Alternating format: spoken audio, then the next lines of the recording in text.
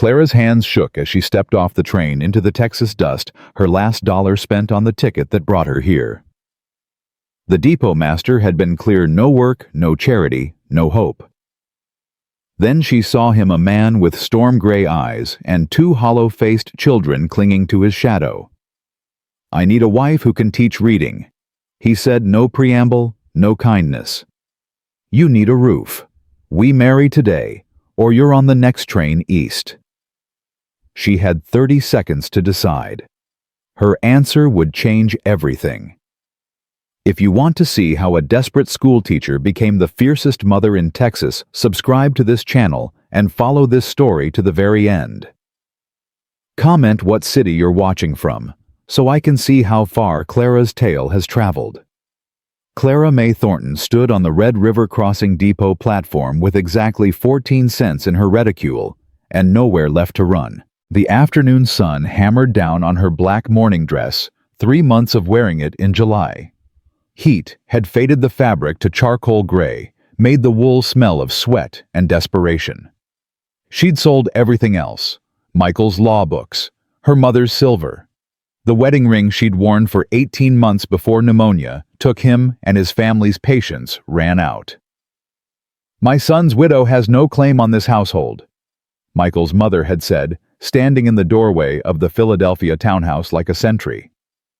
"You brought no children, no dowry, nothing of value. I've purchased you a train ticket, Texas. My cousin runs a school there. Perhaps." Perhaps. That single word had carried Clara 1,500 miles west to this, a depot master who'd laughed when she asked about the teaching position. "School burned down 2 years back, miss. Ain't been rebuilt. You got other prospects." She didn't. Now she stood watching the train that had carried her here pull away black smoke against a sky too big, too empty. Philadelphia had been cramped streets and narrow houses. This was space that swallowed you whole. "You planning to stand there till sundown, ma'am?" Clara turned. A woman stood in the shade of the depot, overhang 50-something, weathered as old leather, dressed in men's trousers and a gun belt that looked entirely too comfortable on her hips. "I was told there might be work," Clara said. "Who told you that?"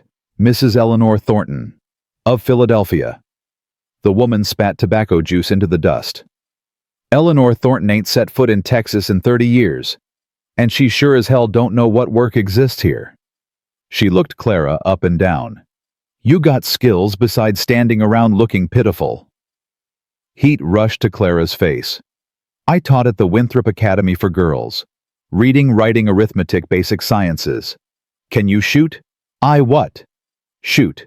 A gun. Can you hit what you aim at?" "Of course not. I'm a teacher." "You were a teacher. Out here you're just another mouth that needs feeding." The woman's eyes narrowed.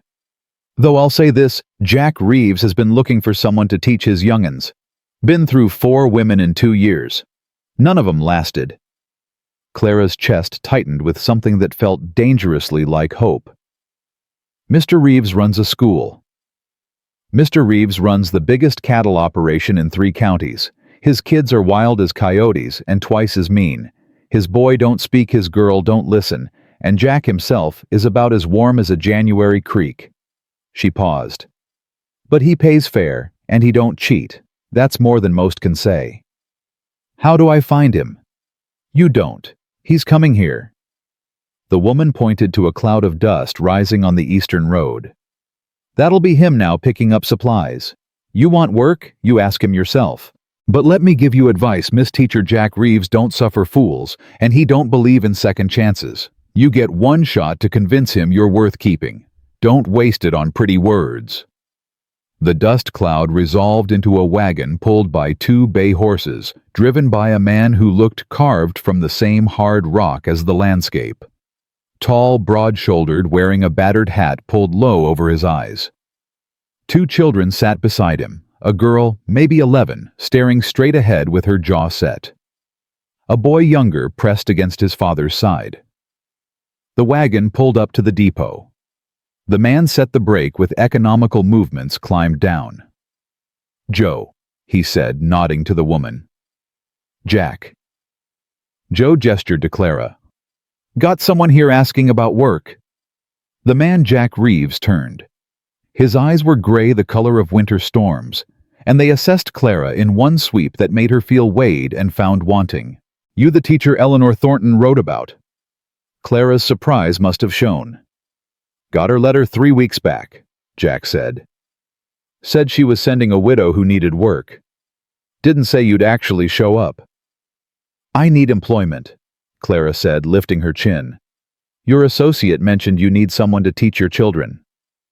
I need someone who can survive on a ranch 60 miles from town, who can teach 2 children who don't want to learn, who can handle herself when I'm 3 days gone moving cattle. He stepped closer. You ever been on a ranch, Mrs. Thornton? No. Ever taught children who've seen their mother killed? The bluntness of it stole her breath. No, but I've taught. Ever gone a week eating nothing but hardtack and beans because the supply wagon didn't come? Mr. Reeves. Ever shot a rattlesnake, birthed a calf, ridden 40 miles in a day? No. Her hands clenched. But I can learn. Can't afford to teach you. Need someone who already knows. He turned away, done with her. Clara felt panic claw up her throat. This was it, her last chance, and it was walking away because she didn't know how to shoot snakes. I can read Latin and Greek, she said to his back. I can calculate compound interest in my head. I can recite every American president in order and tell you exactly how they died. I can teach your children history, literature, mathematics, sciences, everything they'd learn at the finest schools in Philadelphia. Jack stopped, didn't turn. And I can learn the rest, Clara pressed. I'm not afraid of hard work, Mr. Reeves. I'm only afraid of having nowhere to go. Silence. The wind kicked dust across the platform. Then Jack turned. My daughter's name is Emma. She's 11 and she's smarter than most adults I know. She runs my household because she had to. She don't trust strangers, and she don't forgive easy. He paused. My son's name is Samuel. He's 7. He ain't spoken a word since he watched Comanche raiders kill his mother 3 years back. Doctors say maybe he never will. Clara's throat tightened. I need someone to teach them reading and writing and all that book learning you're talking about, Jack continued. But more than that, I need someone to make them feel like children again instead of soldiers. Can you do that, Mrs. Thornton? Could she? She'd taught wealthy girls who worried about embroidery patterns. These were children who'd seen their mother murdered. I can try, she said.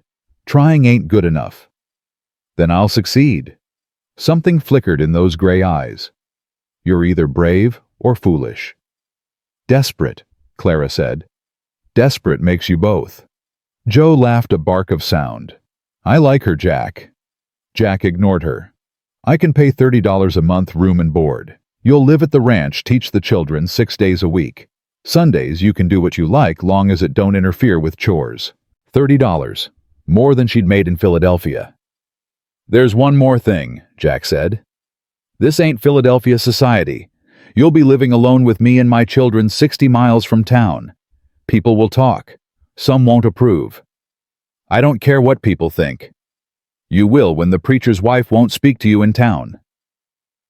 Clara thought of Margaret Thornton's cold rejection of Philadelphia society that had dropped her the moment Michael died. I've already been cast out by polite society, Mr. Reeves. I have nothing left to lose. Jack studied her for a long moment, then nodded once. We leave in an hour. Joe, can she stay with you till then? Suppose so. Good. Jack turned back to the wagon. Emma, Sam, come meet your new teacher. The children climbed down. Emma moved with careful precision, like someone who'd learned young that mistakes had consequences. Sam stayed half hidden behind his sister. This is Mrs. Thornton, Jack said. She's coming to the ranch. Emma's eyes, the same storm gray as her father's, fixed on Clara with unsettling intensity. We've had teachers before. I know. They all left. I won't. That's what the last one said. Emma's voice was flat. She lasted 3 weeks before she took the supply wagon back to town. Said we were uncivilized. Emma. Jack's voice held warning. It's true, Pa. Miss Henderson said Sam was possessed by demons because he don't talk. Said I was unnatural because I could read better than her. Clara knelt, bringing herself eye level with Emma. I don't believe in demons. And being smart isn't unnatural, it's a gift. Emma's expression didn't change. You won't last either. Maybe not, but I'll try my best. Your best won't be good enough. The girl turned away. Come on, Sam. The boy followed, but not before shooting Clara one quick, frightened glance. Jack sighed. She'll warm up. Will she? No, Joe said cheerfully. That girl's got a heart like a locked safe. You'll need dynamite to crack it. An hour later, Clara sat in the back of Jack's wagon, her small trunk beside her, watching Red River Crossing disappear behind them. The town wasn't much a main street with a saloon, a mercantile, a boarding house, and a church, but it was civilization. Every mile they traveled took her further from anything familiar. The landscape was brutal in its emptiness. Endless grass, occasional scrub trees, a sky so vast it made her dizzy. No buildings broke the horizon. No people. Just space. How far to your ranch? She asked. 3 hours in good weather, Jack said without turning. 4 if it rains. 3 hours. In Philadelphia, 3 hours could take you to New York. Here it barely got you home. Emma sat rigid beside her father, staring straight ahead. Sam was tucked against her side, his thumb in his mouth, despite being 7. Neither child had spoken since they left town. Clara tried anyway. Emma, your father said you enjoy reading. What's your favorite book? Silence. I'm particularly fond of Ivanhoe. Have you read it? More silence. Or perhaps you prefer poetry. I can recite most of Longfellow by heart. We don't need you to perform for us, Emma said, still not looking at her. Pa hired you to teach reading and writing, that's all. Emma. Jack's voice was quiet but firm. Mind your manners. Yes, sir. But the girl's spine stayed steel straight, her jaw set. This was a child who'd learned to build walls and had no intention of letting them down. Clara tried a different approach. Sam, do you like stories? The boy's eyes flickered to her, then away. I know some good ones. There's one about a boy who could talk to horses. Would you like to hear it? Sam's hand tightened on his sister's sleeve. He don't like strangers, Emma said. And he specially don't like people trying to make him talk. The last teacher kept asking him questions, pushing him, made him cry. Anger flashed through Clara. I'm not trying to make him talk. I'm just offering a story. He don't want your stories. Emma, that's enough, Jack said. But Pa? Enough. The girl fell silent, but Clara could feel hostility radiating from her like heat from a stove. They rode in silence for another hour. The sun climbed higher, turning the wagon into an oven. Clara's dress was soaked with sweat, her skin burning despite her bonnet. She'd never felt heat like this. Philadelphia summers were warm, but this was like being slowly roasted. Finally, a building appeared on the horizon. Adobe walls, timber roof, a wide porch.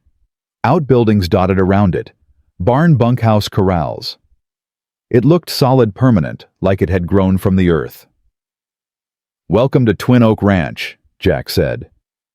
The wagon pulled into the yard. A woman emerged from the house, the same woman from Town Joe. Beat you here, she called. Took the shortcut.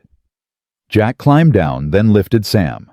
Emma jumped down herself, already heading for the house. Emma, show Mrs. Thornton to her room, Jack said. The girl stopped, shoulders tensing. The room? Yes. Pa, that's... I know what room it is. Show her. Emma's face went white, then red. Yes, sir. Clara followed her into the house, immediately grateful for the thick adobe walls that kept the interior cool. The main room was kitchen and living space, combined a large table, worn chairs, a stone fireplace. Stairs led to the second floor. Emma climbed them without looking back. At the top, she opened a door. "This is your room." Clara stepped inside. It was simple: a bed, a dresser, a washstand, a window overlooking the prairie, and everywhere dust. The room hadn't been used in years. "This was Mama's room," Emma said quietly. "Pa locked it after she died. You're the first person he's let in." Understanding crashed over Clara. This wasn't just a room. This was a shrine, and Jack was giving it to her. "Emma, don't." The girl's eyes were hard. "Don't say you're sorry. Don't say you understand. You don't. You didn't know her. You don't know us. You're just someone Pa hired because he's desperate." "You're right. I didn't know her. But I lost someone too." "Your husband." "Yes." "Did you watch him die?" The question was brutal. "No.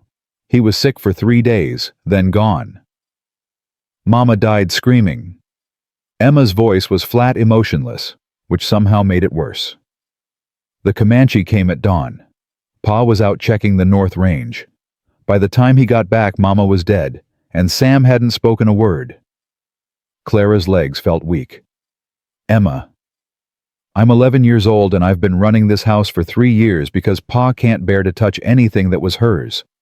I cook, I clean, I take care of Sam. I don't need a teacher. I need Pa to wake up and see that Mama's gone and she ain't coming back." Tears tracked down the girl's face, but her voice never wavered.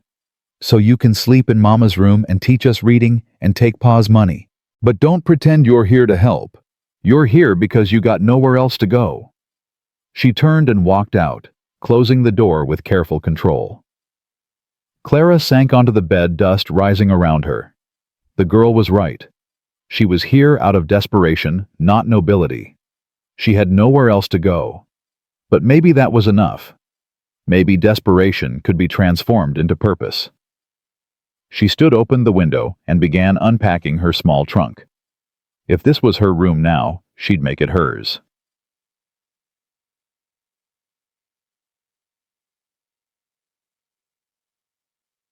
Dinner that night was silent and awkward. Joe had cooked beef stew and cornbread, and the food was good. But the tension around the table was suffocating. Jack ate methodically, saying nothing. Emma pushed food around her plate. Sam didn't eat at all, just stared at his bowl. Clara tried to make conversation. "This is excellent stew, Joe." "Thanks." More silence. "How large is the ranch, Mr. Reeves?" 2,000 acres along the Red River." "That's quite large." "It ain't small." Silence again. Finally, Jack set down his spoon. "Mrs. Thornton, we start early here. Breakfast is at dawn. You'll teach the children from 7 to noon, then again from 2 to 4. Afternoons they help with chores." "What kind of chores?" "Emma tends the chickens and helps with cooking. Sam feeds the horses and mucks stalls." He paused. "They're ranch children. They need to know how to work." "Of course, but they also need to be children." Jack's jaw tightened. "Out here being children is a luxury we can't afford. With respect, Mr. Reeves, children who don't play become adults who don't know how to live." "My children are alive. That's what matters." The words hung in the air like an accusation. Emma stood abruptly. "May I be excused, Pa?" "Yes." She left, taking Sam with her. Joe stood too. "I'll clean up. You two talk." When they were alone, Jack turned to Clara. "Mrs. Thornton." "Clara. If we're living in the same house, you should use my given name." "Clara, then." He paused. "I appreciate your concern for my children, but I know what's best for them." "Do you?" His eyes flashed. "Excuse me. Emma's running your household at 11. Sam hasn't spoken in 3 years. With respect, Mr. Reeves, I'm not sure your current approach is working." Dangerous ground. She could see anger building in his expression. But he only said, "What do you suggest?" "Let them be children for a few hours a day. Let Emma play instead of cooking. Let Sam draw or build things instead of working constantly. And when winter comes, and we're snowed in for weeks, When the cattle are dying and we need every hand working to save them, will playing help then? No, but neither will having two children so damaged they can't function as adults. Jack stood his chair scraping.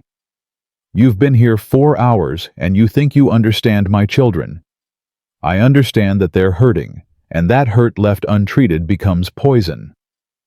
For a moment, she thought he'd fire her on the spot, send her back to town, back to nothing. Instead, he said, You have 1 month, Clara. 1 month to prove your methods work. If Emma's still hostile and Sam's still silent, we do things my way. And if they improve, then we'll talk. He walked out, leaving Clara alone in the kitchen. She'd been at Twin Oak Ranch for less than a day and had already made an enemy of her employer.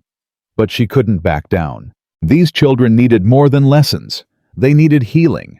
And if Jack Reeves couldn't see that, she'd have to show him. That night, Clara lay in Sarah Beth Reeves's bed, staring at the ceiling. Through the thin walls, she could hear Emma moving in the next room, pacing restless. Down the hall, Jack's door opened and closed. Checking on Sam, probably. This family was broken, held together by duty and routine, but with no joy, no warmth. Clara had come here desperate for work, for purpose, for a place to belong. She'd found a job. But she was beginning to realize she'd also found something more. A mission. These children, angry Emma, silent Sam, and their father, who was so locked in grief he couldn't see his children drowning, they needed someone to fight for them. Clara had been cast out, rejected, told she had no value. Maybe that freed her. Maybe having nothing left to lose meant she could risk everything. Tomorrow she'd start teaching. But she wouldn't just teach reading and writing. She'd teach them how to live again. And if Jack Reeves didn't like it, he'd have to fire her. But she wouldn't make it easy. Dawn came too early, announced by a rooster Clara wanted to strangle. She dressed quickly in the pre-dawn darkness, her fingers clumsy on the buttons of her second-best dress. The mirror showed a woman with shadows under her eyes and hair that refused to stay pinned. Downstairs, Joe was already cooking the kitchen, filled with the smell of coffee and frying bacon. You look like hell, Joe said cheerfully. I didn't sleep well. Sarah Beth's room's got ghosts. Most folks can feel 'em.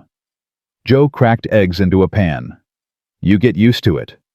Do you? No, but you pretend better. Jack came in from outside, his hat already dusty. He nodded to Clara, poured coffee, drank it standing. No good morning, no conversation. Just fuel and back to work.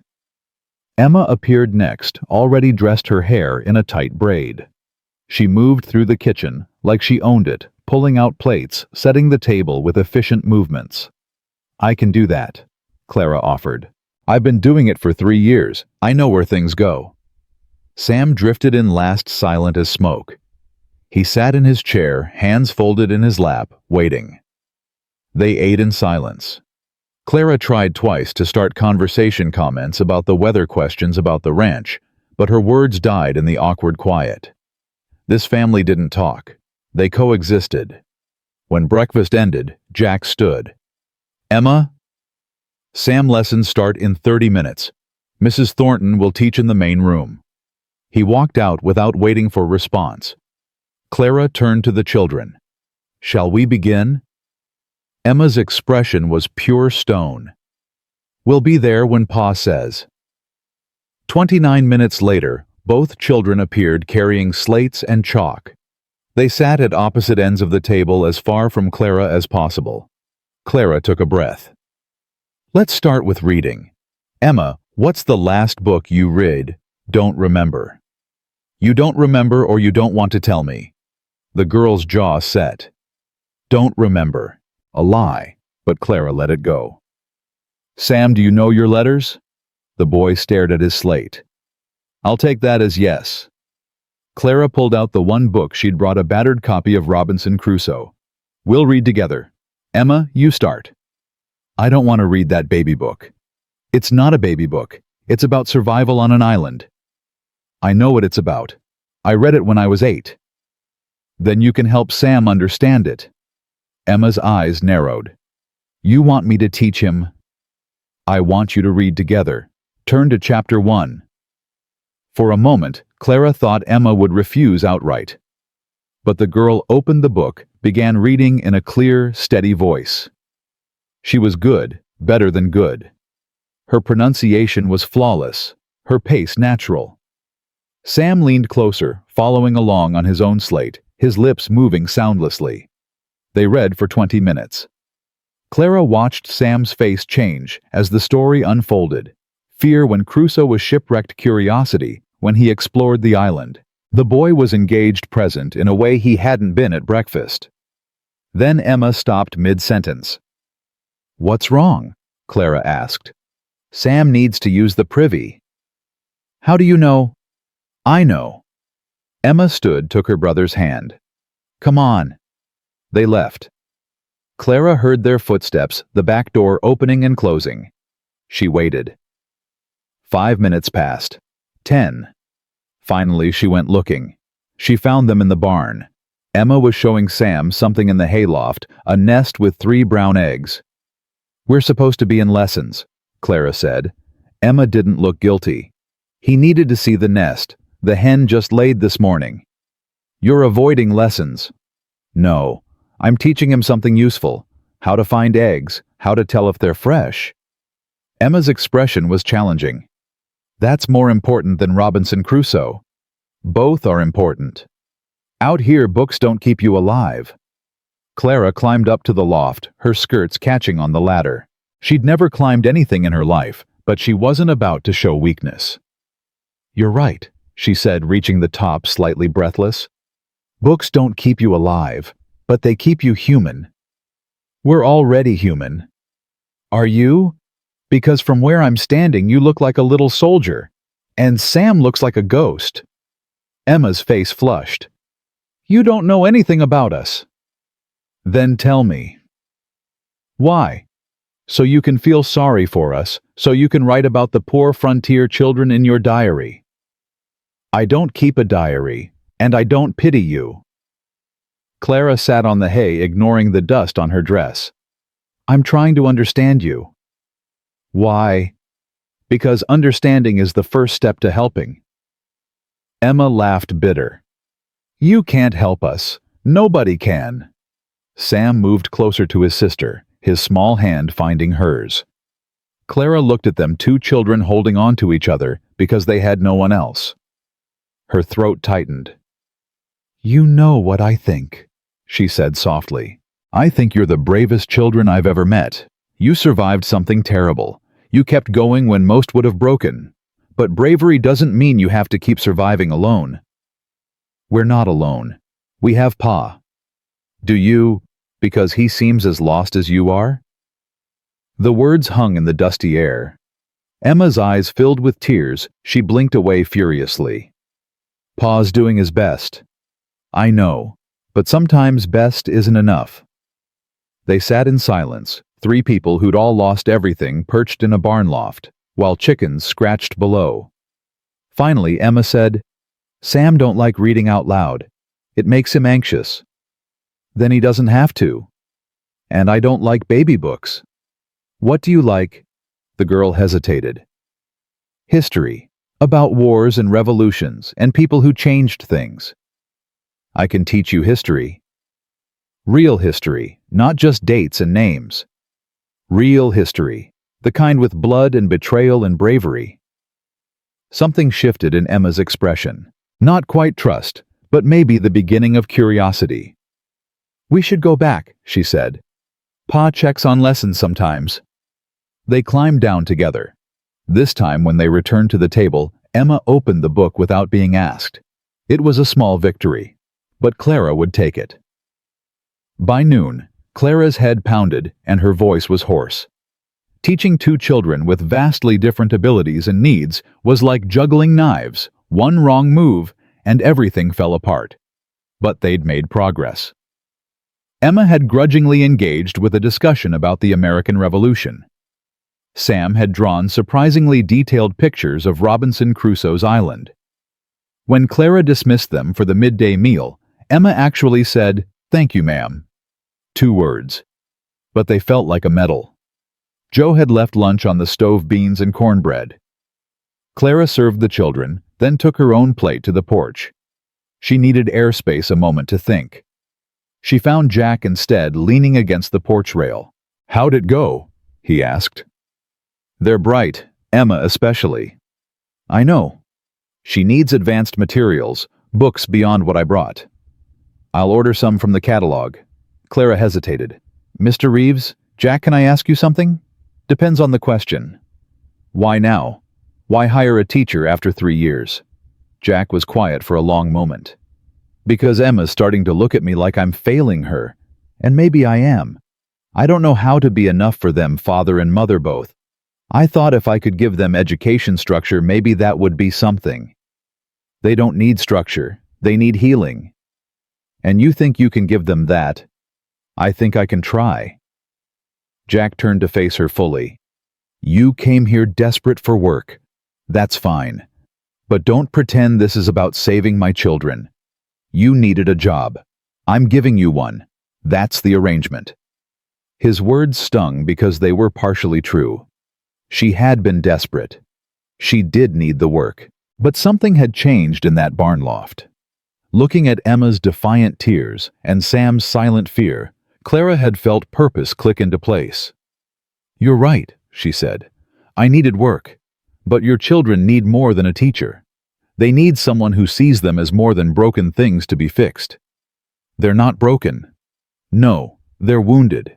And wounds need tending, not ignoring." Jack's jaw clenched. "You've been here 1 day. And in 1 day, I've seen more than you have in 3 years. The words came out harsher than she intended.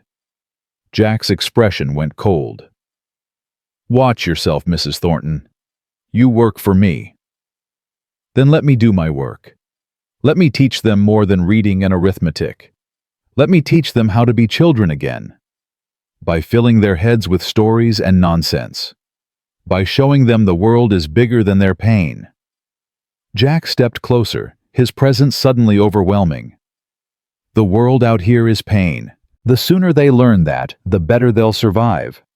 Survival isn't living. It's all we've got." They stood inches apart, two stubborn people locked in a battle neither could win. Clara felt her heart hammering, but refused to step back.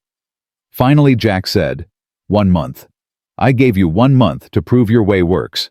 Don't waste it arguing with me." He walked away, his boots heavy on the porch boards. Clara sagged against the rail, her hands shaking. She'd just challenged a man who could fire her with 1 word: stupid, reckless, but necessary. That afternoon, Clara tried something different. Instead of formal lessons, she took the children outside. "What are we doing?" Emma asked suspiciously. "Science. We're going to study the prairie ecosystem." "The what?" "How plants and animals survive out here, how they adapt." Clara knelt by a clump of buffalo grass. "Everything here has learned to live with heat and drought. Look at this grass, short, tough roots that spread wide to catch any water. It's brilliant adaptation." Sam crouched beside her, touching the grass carefully. "Out here, survival means changing," Clara continued. "Being flexible. Being strong in unexpected ways." Emma crossed her arms. "Is this a lesson about grass or about us?" "Both." The girl almost smiled. Almost. They spent 2 hours exploring, finding insects, examining different grasses, tracking animal prints in the dust. Sam collected interesting rocks, arranging them by size and color. Emma asked sharp questions about ecology and adaptation. For the first time, they looked like children. When they returned to the house, Jack was standing in the yard talking to another man, older, weathered, wearing a suit too fine for ranch country. "Mrs. Thornton," Jack called. "Come here, please." Clara approached, suddenly conscious of the dust on her skirts, the grass in her hair. "This is Thornton Pierce," Jack said. "He owns the land north of here." Pierce's eyes assessed her with unsettling intensity. "So you're the new teacher?" "I am." "Interesting choice, Reeves, bringing a woman out here alone." Jack's expression hardened. Mrs. Thornton's employment is none of your concern. Everything that happens on your land is my concern, especially when it affects property values. Pierce smiled, but it didn't reach his eyes. The railroad's coming through, Jack. This region is about to grow. We need to present a civilized front, not have unmarried women living with widowers. Clara's a widow. She's here to teach my children. That's all. That's all, is it? Pierce looked at Clara. And you, Mrs. Thornton, you're comfortable with this arrangement? Perfectly comfortable. Even though tongues are already wagging in town, the preacher's wife is very concerned about the moral implications. Heat rushed to Clara's face. I don't care what people think. You will when you need their respect. Out here, reputation is currency. Pierce turned back to Jack. I'm just saying, Reeves, there are better ways to handle this. If you need a teacher, hire a man. Or send the children to town for schooling. My children stay here. Then marry the woman. Make it respectable. The words hung in the air like gun smoke. Jack's voice was deadly quiet. Get off my land, Pierce. I'm trying to help. Now. Pierce's smile sharpened. Suit yourself, but don't say I didn't warn you when the community turns against you.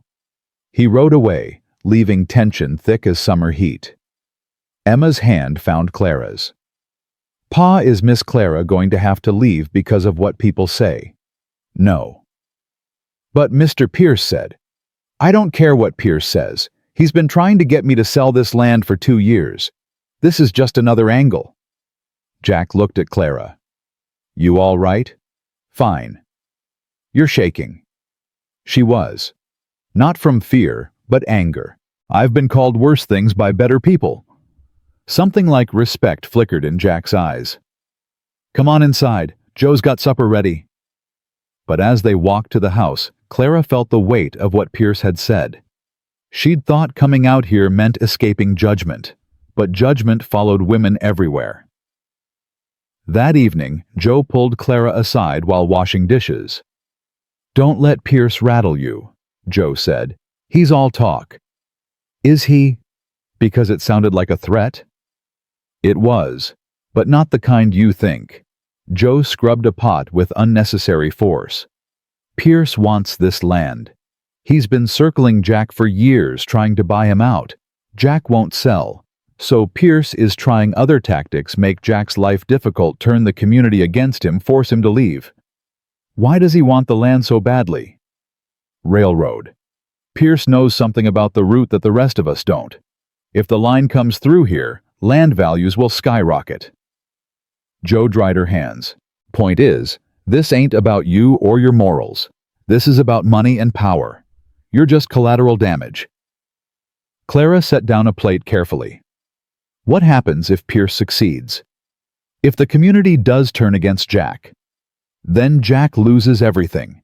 His land, his livelihood, his children's future. Because of me. Because of greed. Don't confuse the two. But Clara couldn't shake the feeling that she'd brought trouble to this family.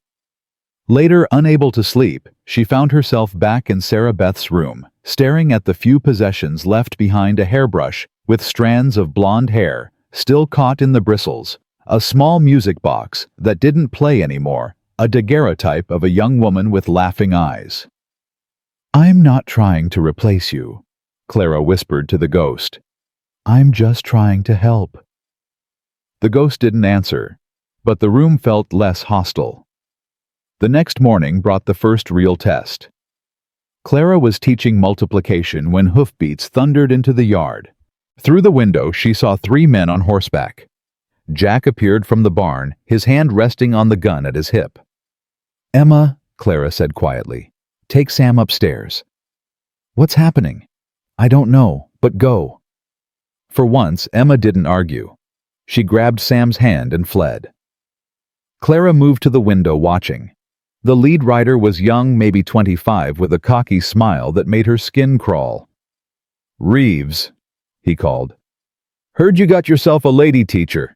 We come to meet her. You've got no business here, Wade. Now that ain't neighborly. We just want to say howdy to the new schoolmarm. The lady's busy. Ride out. See, that's where you're wrong. Wade dismounted, his friends following. Mr. Pierce sent us. Says he wants to make sure the teacher's qualified. Wouldn't want some unfit woman corrupting young minds. Jack's voice dropped to dangerous levels. Last warning. Leave. Wade laughed. Or what, you'll shoot us 3 against 1? I don't like those odds, Reeves. Clara's hands clenched. This was her fault. Pierce was using her to attack Jack. Before she could think, she was out the door, standing on the porch. Gentlemen, she said, her voice carrying. I'm Mrs. Thornton. You wanted to meet me. All 3 men turned. Wade's smile widened. Well, well, pretty thing, ain't you? I'm a teacher, and you're trespassing. Trespassing? This is open country, ma'am. This is private property, and you've been asked to leave. Wade stepped closer. Maybe we want to assess your qualifications first. Make sure you're proper. Jack moved between them. Wade, I've known you since you were in diapers. Your mama would be ashamed of this behavior. Mama's dead, and Mr. Pierce pays better than shame. He's paying you to harass a woman. He's paying us to protect community standards. Wade's expression hardened. You can't just bring some Eastern widow out here and play House Reeves. It ain't decent. Clara stepped forward before Jack could respond. Mr. Wade, is it? Just Wade. Mr. Just Wade, I'm not playing house. I'm employed as a teacher. I have a contract, a salary, and separate quarters. Everything is entirely proper. That's not what it looks like. Then perhaps the problem is your perception, not my behavior. Wade's face reddened. You calling me a liar? I'm calling you mistaken. One of the other men laughed. Wade shot him a glare. You got a smart mouth, lady. I have an educated mouth. There's a difference. Jack's hand tightened on his gun. Clara, go inside. No. Clara. I won't hide while men threaten me. She looked at Wade directly. If Mr. Pierce has concerns about my employment, he can file a formal complaint. Otherwise, you're just bullies trying to intimidate a woman. And I don't intimidate easily. Wade stepped closer. Too close. Maybe you should. Jack moved fast one moment, standing still the next, pressing his gun barrel against Wade's ribs. Touch her, and I'll drop you where you stand, Jack said quietly. The yard went silent. The other 2 men reached for their guns, but Joe appeared from the barn with a rifle. I wouldn't, she said pleasantly. I can drop both of you before you clear leather. Wade's eyes darted between Jack and Joe. This ain't over. Yes, it is. Jack pressed the gun harder. You ride back to Pierce and you tell him this Clara Thornton is under my protection. Anyone who threatens her threatens me. And I protect what's mine. The words sent a strange flutter through Clara's chest. Wade stepped back carefully. You're making a mistake, Reeves. Won't be my first. Now get gone. The 3 men mounted and rode out, kicking up dust. When they were gone, Jack turned to Clara. What the hell were you thinking? I was thinking they were here because of me. I wasn't going to hide. You could have been hurt. So could you. I can handle Wade Tucker and his friends. So can I. They stared at each other, adrenaline still crackling between them. Finally, Jack said, You're either the bravest woman I've met, or the most foolish. Both. I told you that already. Despite everything, he almost smiled. Go check on the children. I need to make sure they're gone. Clara found Emma and Sam huddled in Sarah Beth's room, her room. Emma had her arms around her brother, her face pale. Are they gone? Emma whispered. Yes. Will they come back? Clara knelt in front of them. I don't know, but if they do, your father and Joe will handle it. They came because of you, Emma said, not accusing, just stating fact. Yes. Mr. Pierce wants Pa's land. He'll use anything to get it. I gathered that. Emma's arms tightened around Sam. Pa won't sell, not ever. This land is all we have left of Mama. Clara's throat tightened. Then we won't let Pierce take it. How you're just a teacher. Teachers can be surprisingly stubborn. For the first time, Emma's lips quirked in something that might become a smile. Pa said the same thing about you. Did he? He told Joe you're trouble, but the good kind. Clara didn't know what to do with that information, so she changed the subject. Sam, are you all right? The boy nodded, but his hands were shaking. Come here. Sam hesitated, then moved from his sister to Clara. She wrapped her arms around him, feeling his small body trembling. You're safe, she whispered. I promise. You're safe. He didn't speak, but he didn't pull away either. That night, Clara couldn't sleep. Every sound made her jump, the wind rattling windows, the house settling, nightbirds calling. She was pulling on her robe when she heard footsteps on the stairs.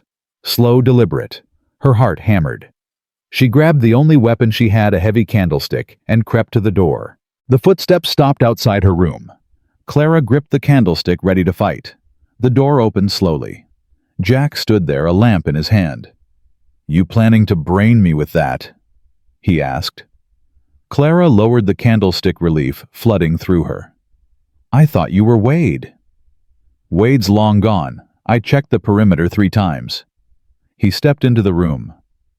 I saw your light. Figured you couldn't sleep either. Every noise sounds like hoofbeats. That'll pass. Will it? Jack set the lamp on the dresser. Today was my fault. I should have known Pierce would pull something like this. It's not your fault, it's his. Still, you're here because of me. That makes you my responsibility. I'm not your responsibility. I'm your employee. Out here, it's the same thing. He moved to the window, looking out at the dark prairie. Pierce is right about one thing. People will talk. A widow living alone with a widower, it'll cause problems. Clara's stomach dropped. Are you firing me? No. He turned to face her. I'm saying we need to be prepared. Pierce will keep pushing. The community will get involved. It could get ugly. I can handle ugly. Can you? Because today you nearly got yourself killed trying to prove a point. I was trying to protect you. I don't need protecting. Neither do I. They glared at each other in the lamplight. Finally, Jack said, You're the most stubborn woman I've ever met. Good.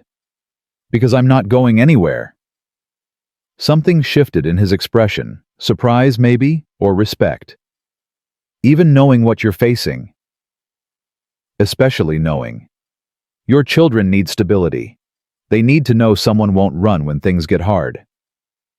Clara lifted her chin. I've already lost everything once, Mr. Reeves. I'm not afraid of losing again. I'm afraid of not trying. Jack was quiet for a long moment. Then he picked up the lamp. Get some sleep. Tomorrow we start teaching the children how to shoot. Clara blinked. Excuse me. You said you wanted to teach them survival skills. Out here, shooting is survival.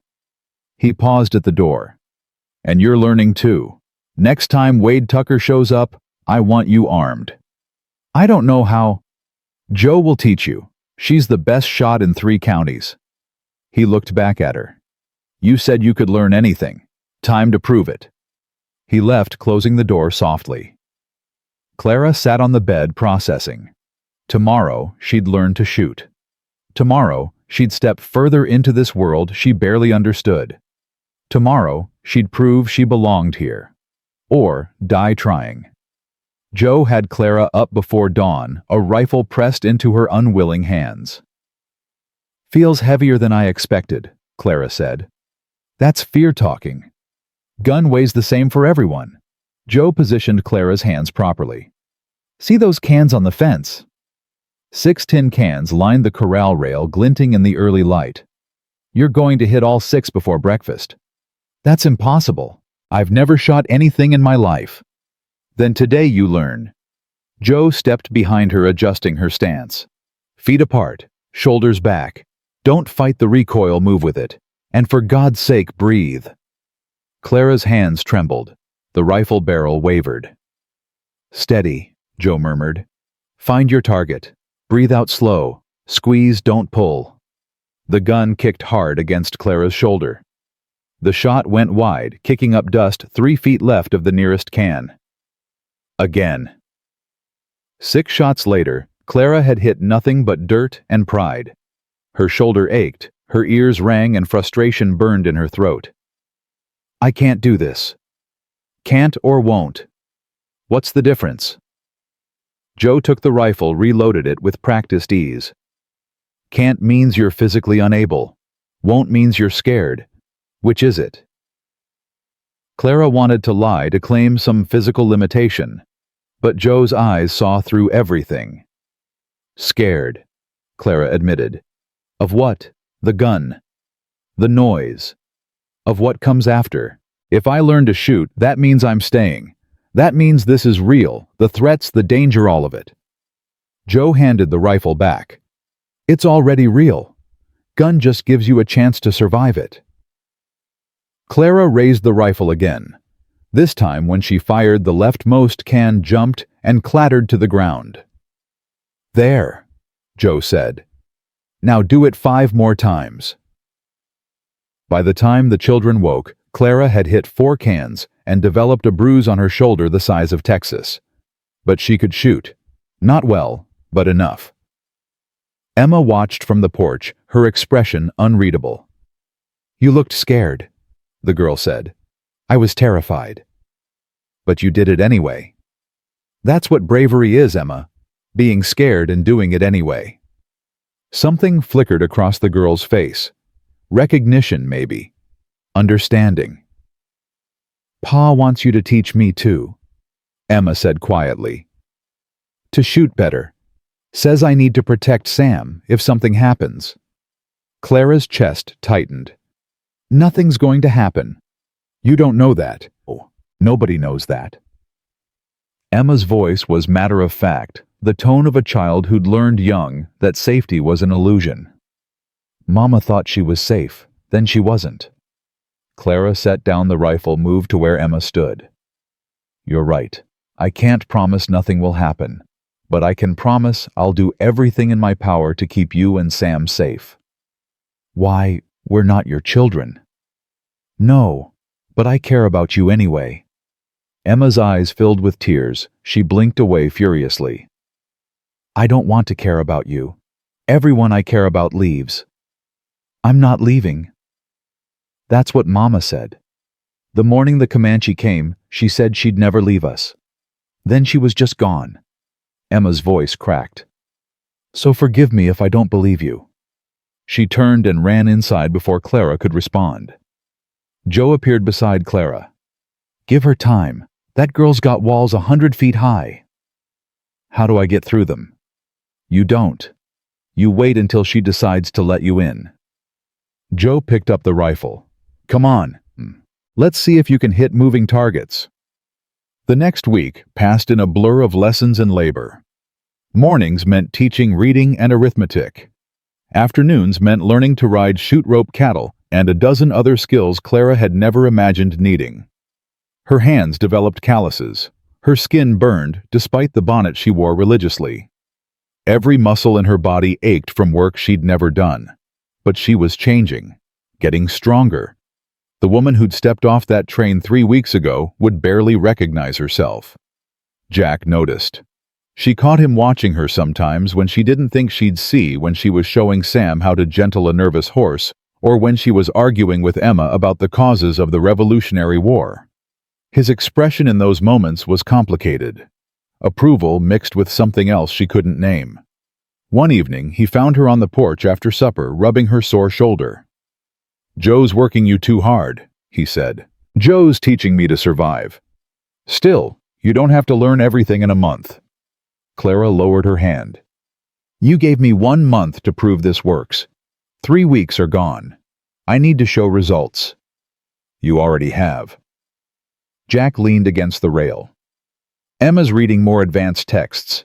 Sam's drawing pictures that actually look like what they're supposed to be. That's progress. But they're not healed. Healing takes longer than 3 weeks. Then why the deadline? Jack was quiet for a moment. Because I needed to know if you'd run. Most do. The last teacher left after Wade Tucker rode by and stared at her too long. The one before that couldn't handle the isolation. You're still here. That tells me what I needed to know. Relief flooded through Clara. So, I'm not being fired. Not unless you want to leave. I don't. Even with Pierce making trouble. Especially then. I don't run from bullies. Jack's lips quirked in something almost like a smile. No, you just lecture them about perception versus behavior. Clara felt heat rise to her cheeks. That probably wasn't wise. It was magnificent. The word hung between them. Clara's pulse quickened. Before she could respond, hoofbeats interrupted. A rider approached, fast dust trailing behind him. Jack's hand went to his gun. Inside, now! But Clara recognized the rider. It was Tom, one of Jack's ranch hands. Boss! Tom shouted, pulling his horse up hard. Trouble in town. The preacher's calling a meeting about Mrs. Thornton. Clara's stomach dropped. What kind of meeting? The kind where they decide if you're fit to teach children. Pierce has been stirring things up, saying you're corrupting the morals of the community. Tom looked apologetic. They're demanding Jack bring you to town tomorrow to answer questions. Like hell, Jack said. Jack, you don't show, they'll assume the worst. Could turn the whole town against you. Tom shifted in his saddle. Marshall says it's best to face it head on. Jack's jaw clenched. What time? 2 o'clock. Town hall. After Tom rode off, Jack turned to Clara. You don't have to do this. Yes, I do. If I hide, they win. They might win anyway. These church meetings can get ugly. Then I'll get ugly back.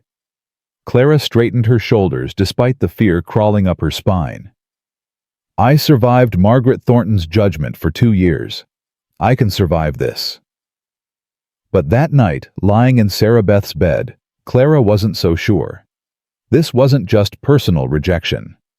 This was an entire community deciding her worth. And if they found her wanting Jack and his children, would pay the price. The ride to Red River Crossing the next day was silent and tense. Jack drove the wagon, his face carved from stone. Clara sat beside him wearing her best dress, which wasn't saying much. Emma and Sam had stayed home with Joe, much to Emma's protest. I should be there, Emma had argued. I can tell them you're a good teacher. No, Jack had said firmly. You're not being dragged into this. Now Clara wished they'd brought the children. At least then she'd have allies. The town hall was packed. It seemed like every resident within 50 miles had come to witness the spectacle. Clara recognized faces from the mercantile, from the boarding house, from church that first Sunday when she'd attended alone. Thornton Pierce sat in the front row looking satisfied. Reverend Matthews stood at the front, uncomfortable but determined. We're here to address concerns about Mrs. Clara Thornton's employment at the Reeves Ranch. Mr. Pierce has raised questions about the propriety of the arrangement. She's living alone with a man, a woman's voice called out. It's indecent. Jack Reeves is a widower with children who need education, someone else countered. Then send the children to town for schooling. The town don't have a school anymore, Edna. You know that. The room erupted in argument. Clara's hands clenched in her lap. Jack stood. The room quieted immediately. Mrs. Thornton is my employee, he said clearly.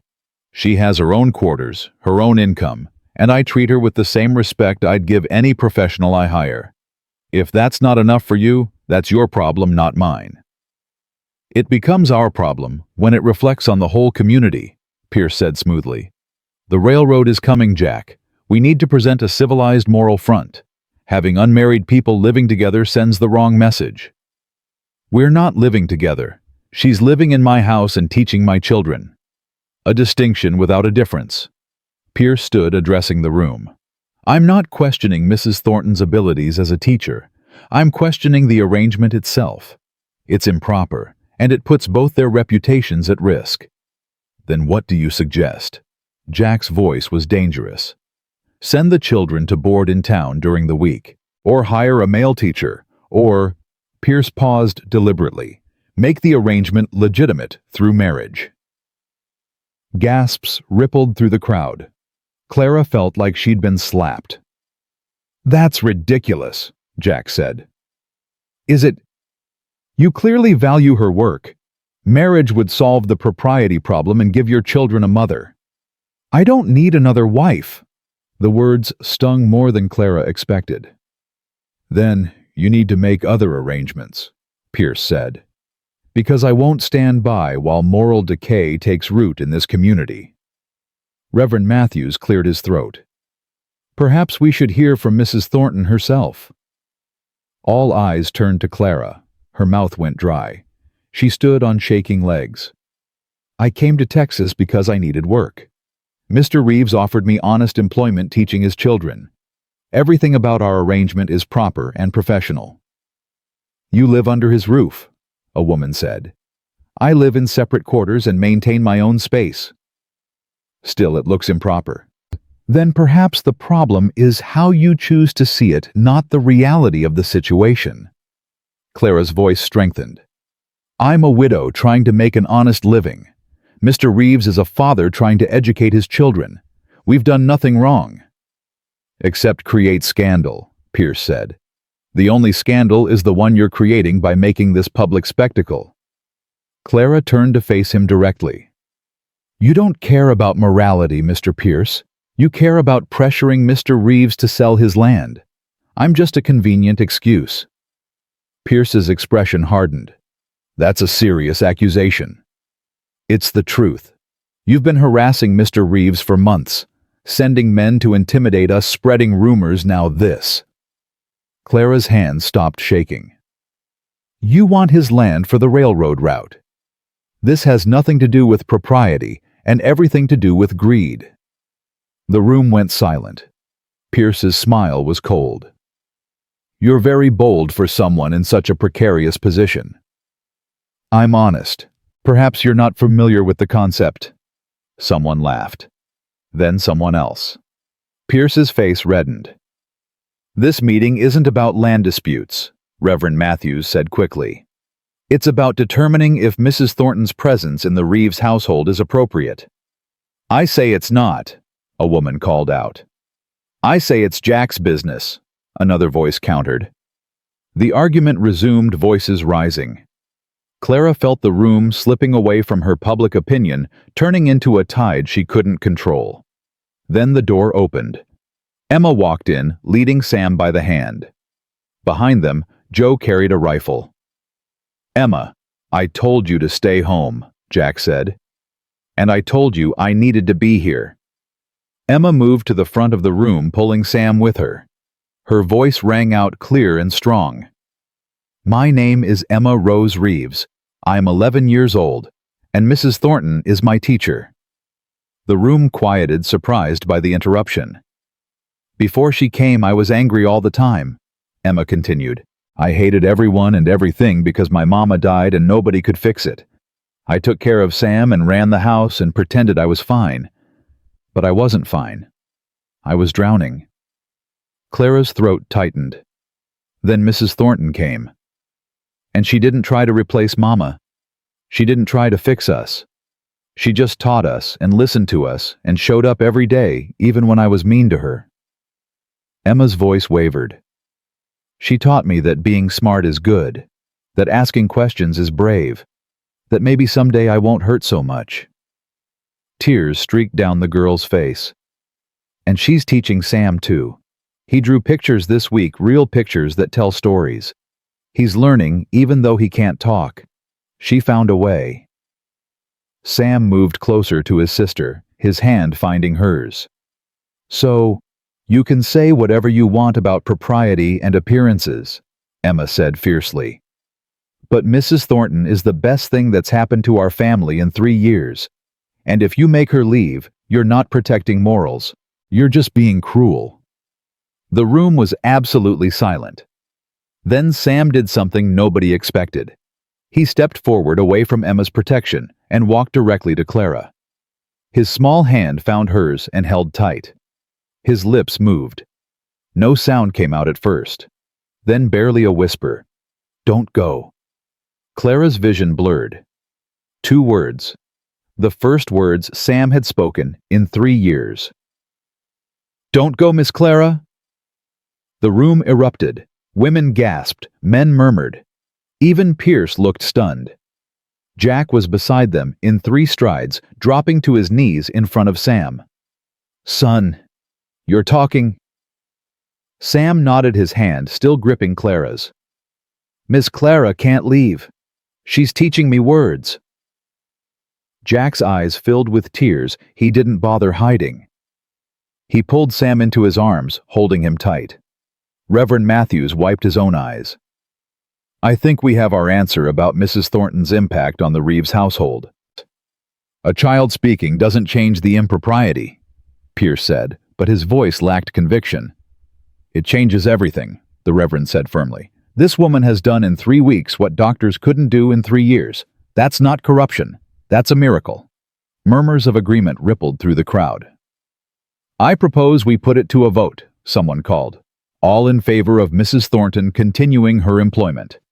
A forest of hands rose. Opposed. Pierce's hand went up. A few others followed, but they were vastly outnumbered. "Motion carries," Reverend Matthews said. "Mrs. Thornton may continue her work without community interference." Pierce stood abruptly. "This isn't over, Reeves." "Yes, it is," Jack said quietly, still holding Sam. "You lost. Accept it and move on."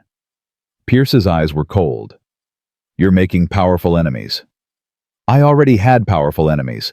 What's one more?"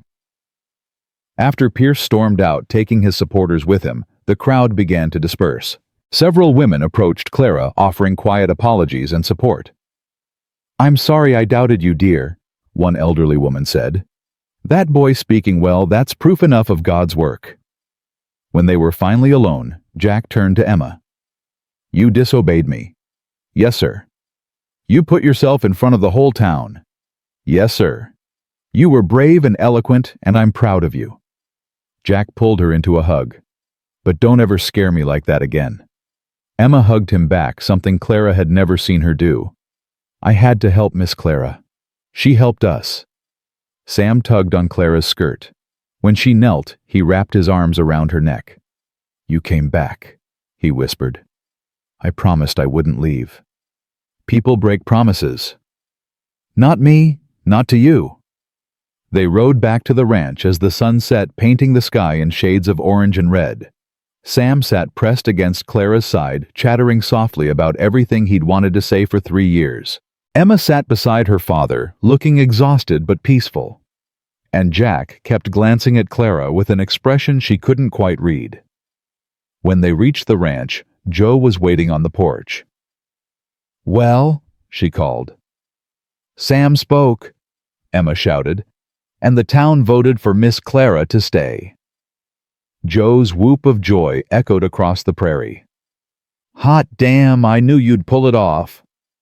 That night, after the children were asleep and Jo had gone to her cottage, Clara sat on the porch steps, too wound up to sleep. She heard the door open, felt Jack sit beside her. "Thank you," he said quietly. "For what?" "For giving me my son back." Clara's throat tightened. "I didn't do anything special. Just showed him that silence was a choice, not a cage. However you did it, thank you." Jack was quiet for a moment. Pierce meant what he said. This isn't over. "I know. He'll come after us another way. Harder, probably." "Let him." Jack turned to look at her. "You really aren't afraid, are you?" "I'm terrified, but fear doesn't change what needs doing." "Where did you learn to be so brave?" "Philadelphia. When my husband died and his family threw me out, I had 2 choices, give up or keep going. I kept going. It wasn't bravery. It was just refusal to quit. That's what bravery is, Clara. Not the absence of fear, just the refusal to let it win." They sat in comfortable silence, watching stars emerge in the vast Texas sky. Finally, Jack said, "About what Pierce suggested. Marriage.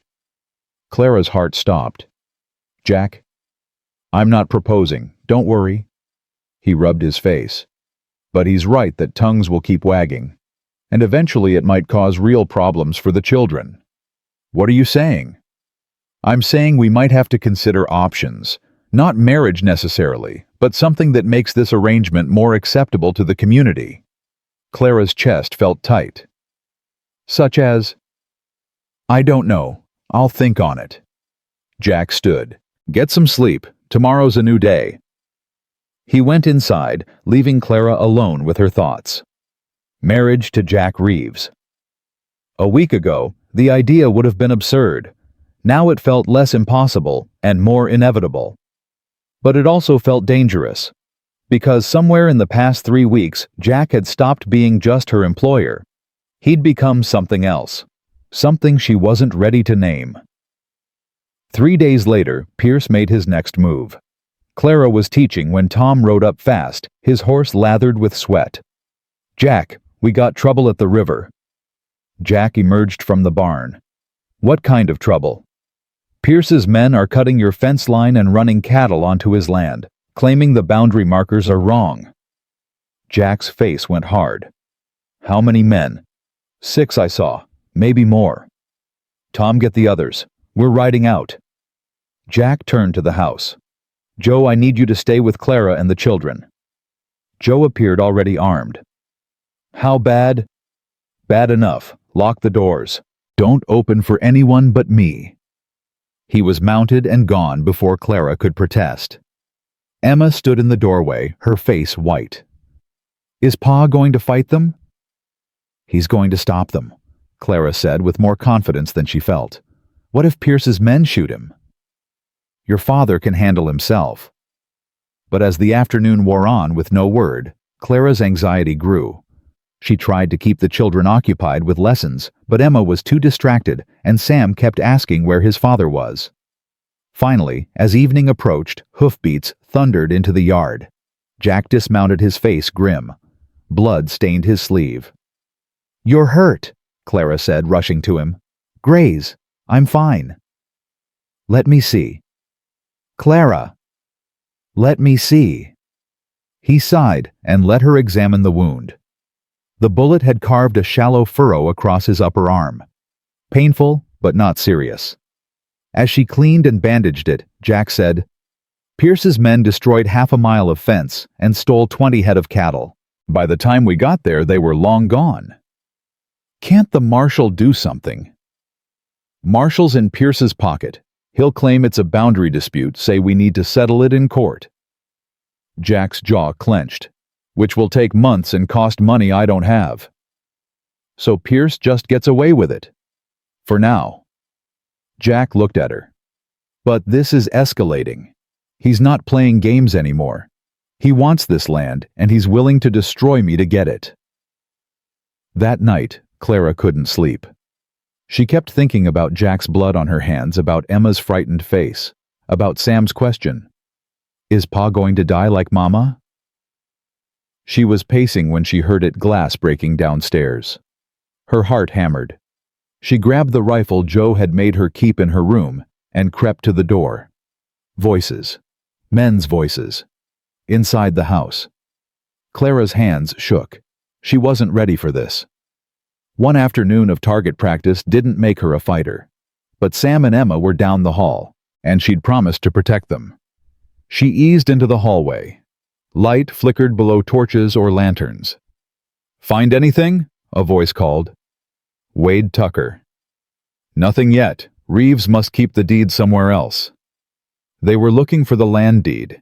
If they destroyed it, Pierce could claim disputed ownership. Clara's mind raced. She could wait for them to leave. That would be smart safe. But they'd find the deed eventually. And Jack would lose everything. She moved to the stairs, her bare feet silent on the wood. Below, she could see 3 men rifling through Jack's office. Her rifle felt like it weighed 100 pounds. Then Emma's door opened.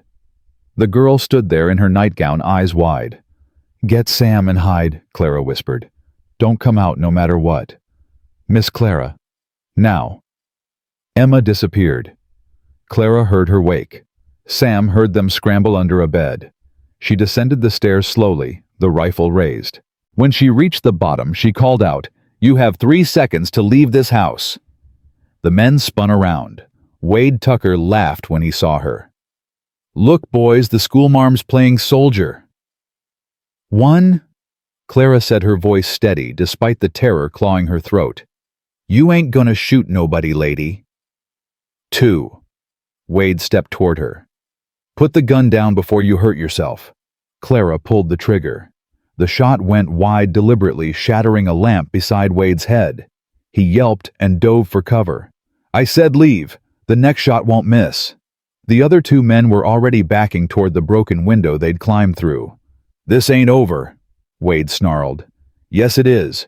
You tell Pierce if he wants this land, he'll have to kill me for it. And I don't die easy." They fled into the night. Clara's legs gave out. She sat hard on the stairs, the rifle clattering beside her, her whole body shaking. That's how Jack found her when he ran in. He'd been checking the barn when he heard the shot. "Clara." "What happened?" She couldn't speak, just pointed at the broken window, at the scattered papers, at the lamp shards. Jack pieced it together quickly. He checked the house, confirmed the intruders were gone, then came back to where Clara sat trembling. "You shot at them," he said. "I scared them off. You could have been killed. They were stealing your deed, your future. I couldn't let them." Jack knelt in front of her, his hands on her shoulders. "Clara, listen to me. Nothing is worth your life. Not this land, not that deed, nothing. Your children are worth it. Their home is worth it." Something cracked in Jack's expression. "You're either the bravest woman I've ever met, or completely insane. Both. I keep telling you that."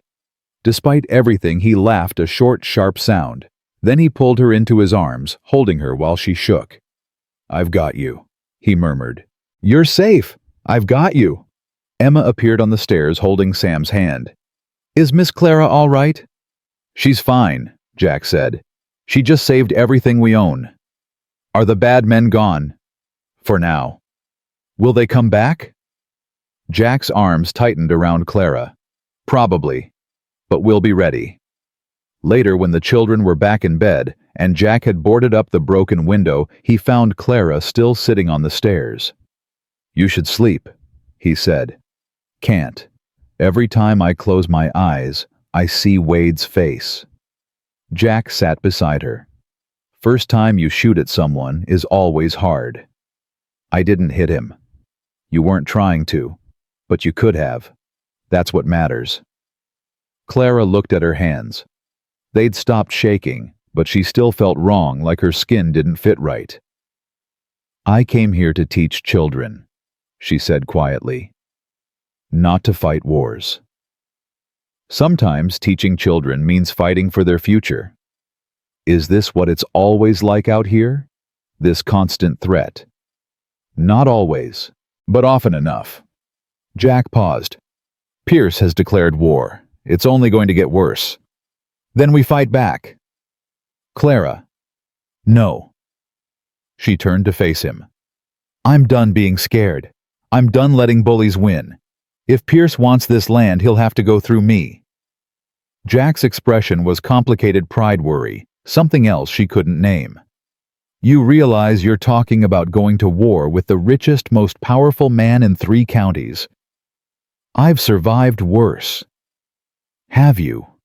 Clara thought about Philadelphia, about Margaret Thornton's cold cruelty, about losing everything and having to rebuild from nothing. "Yes," she said. "I have, and I'm still standing." Jack was quiet for a long moment.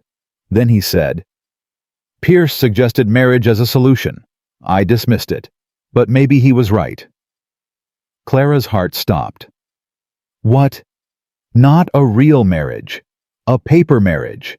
Something to make you legally part of this family, give you claim to the land, make it harder for Pierce to attack us through you." "Jack, think about it. As my wife, you'd have legal standing. Pierce couldn't question your presence here. And if something happened to me, you'd have guardianship of the children." You're talking about a business arrangement. Yes. Same as you working for me, just with legal protections. Clara's chest felt tight. And what about you? What do you get from this? Peace of mind, knowing my children are protected if Pierce's thugs get lucky. It made logical sense. A practical solution to a dangerous problem. So why did it feel like her heart was breaking? I need to think about it, she said. Take your time. It's a big decision. But as she climbed the stairs to her room, Clara knew she'd already decided. Because somewhere in the past 3 weeks, Twin Oak Ranch had stopped being just a job. It had become home, and she'd fight for it with everything she had, even if that meant a loveless marriage to a man who saw her as a convenience. She'd survived worse. She'd survive this too. Clara found Jack in the barn at dawn, saddling his horse with movements too deliberate, too controlled. I'll marry you, she said. His hands stilled on the cinch. You're sure? No, but I'm doing it anyway. Jack turned to face her. This is just paperwork, Clara. Protection for you and the children, nothing more. I understand. We keep separate rooms, separate lives. This changes nothing between us. Each word felt like a small cut. I understand, she repeated. We can go to town today. Judge Morrison can do it quick. What about the children? They stay here with Joe. This is legal business, not a celebration. Of course not. Why would it be? Clara nodded. I'll get ready. She was halfway to the house when Jack called after her.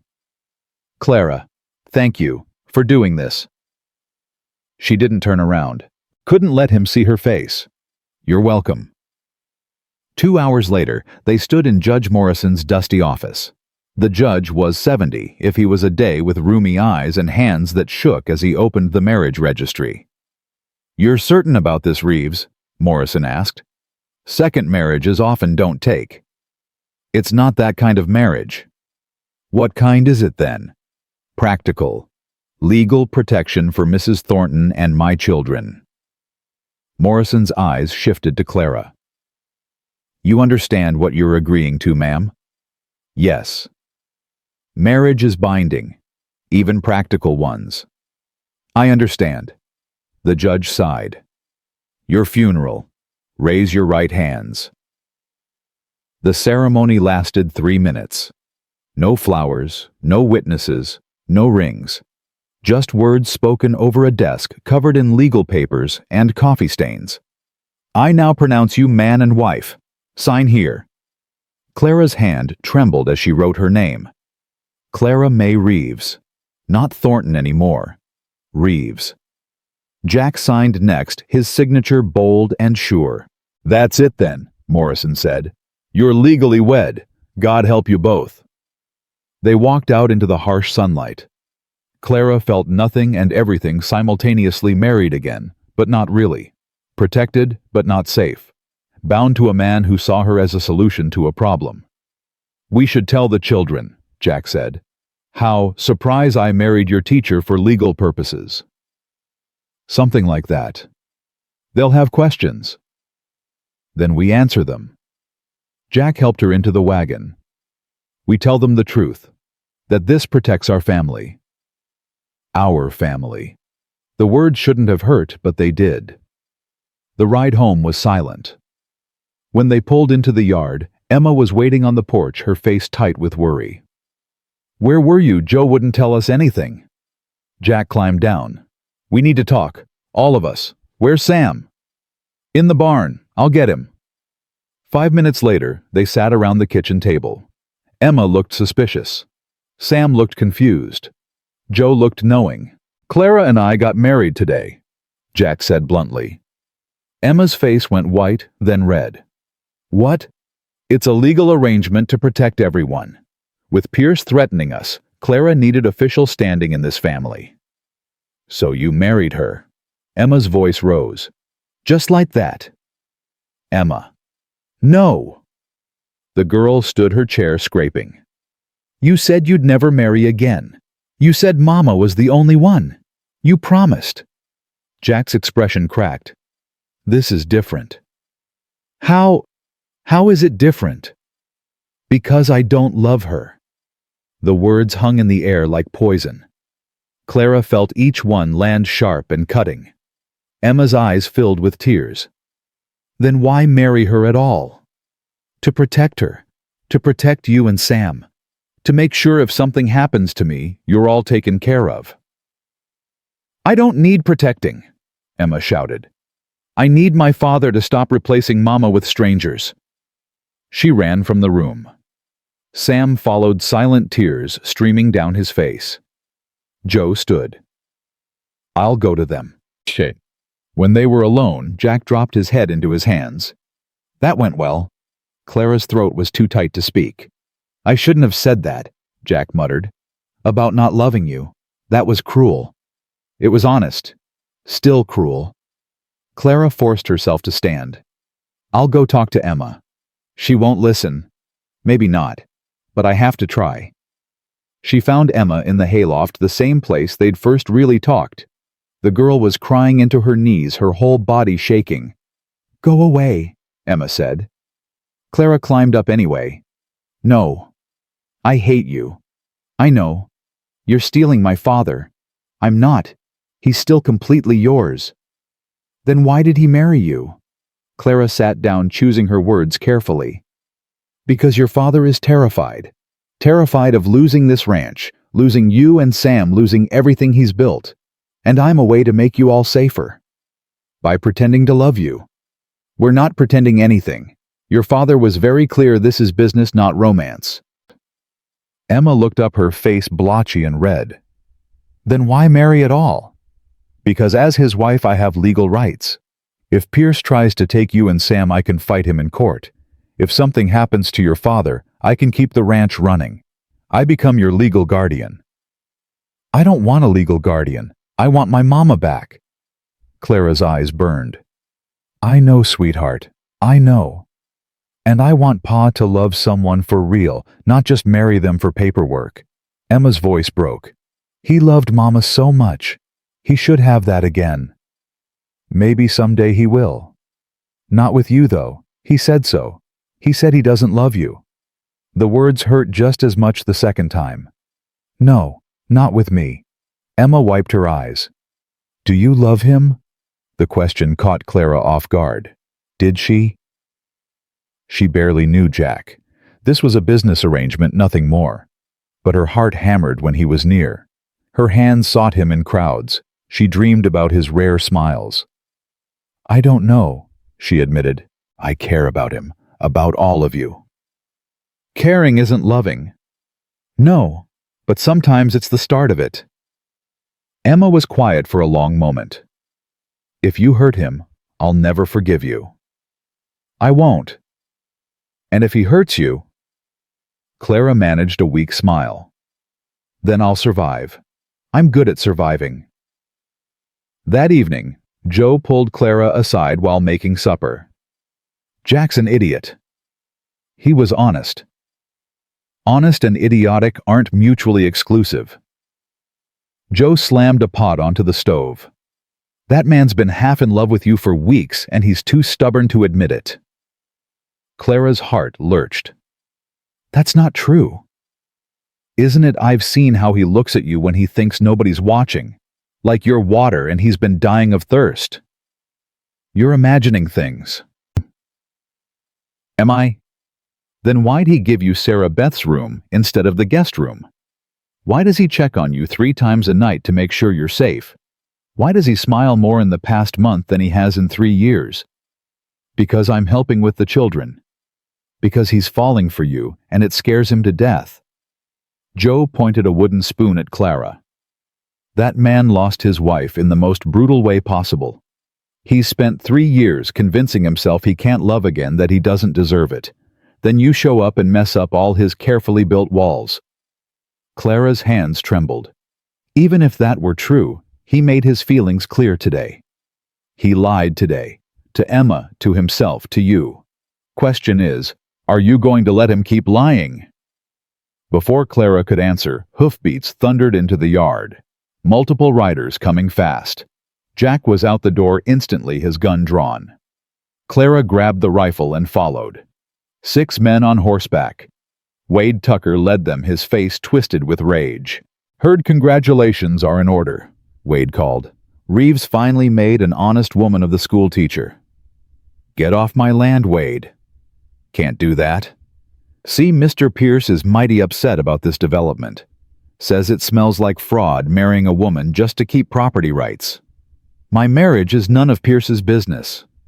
"It is when it affects his legal claims. He's filing with the territorial court. Fraud, he's calling it.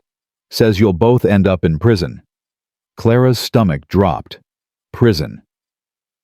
"That's ridiculous," Jack said. "Our marriage is legal and legitimate." "Is it?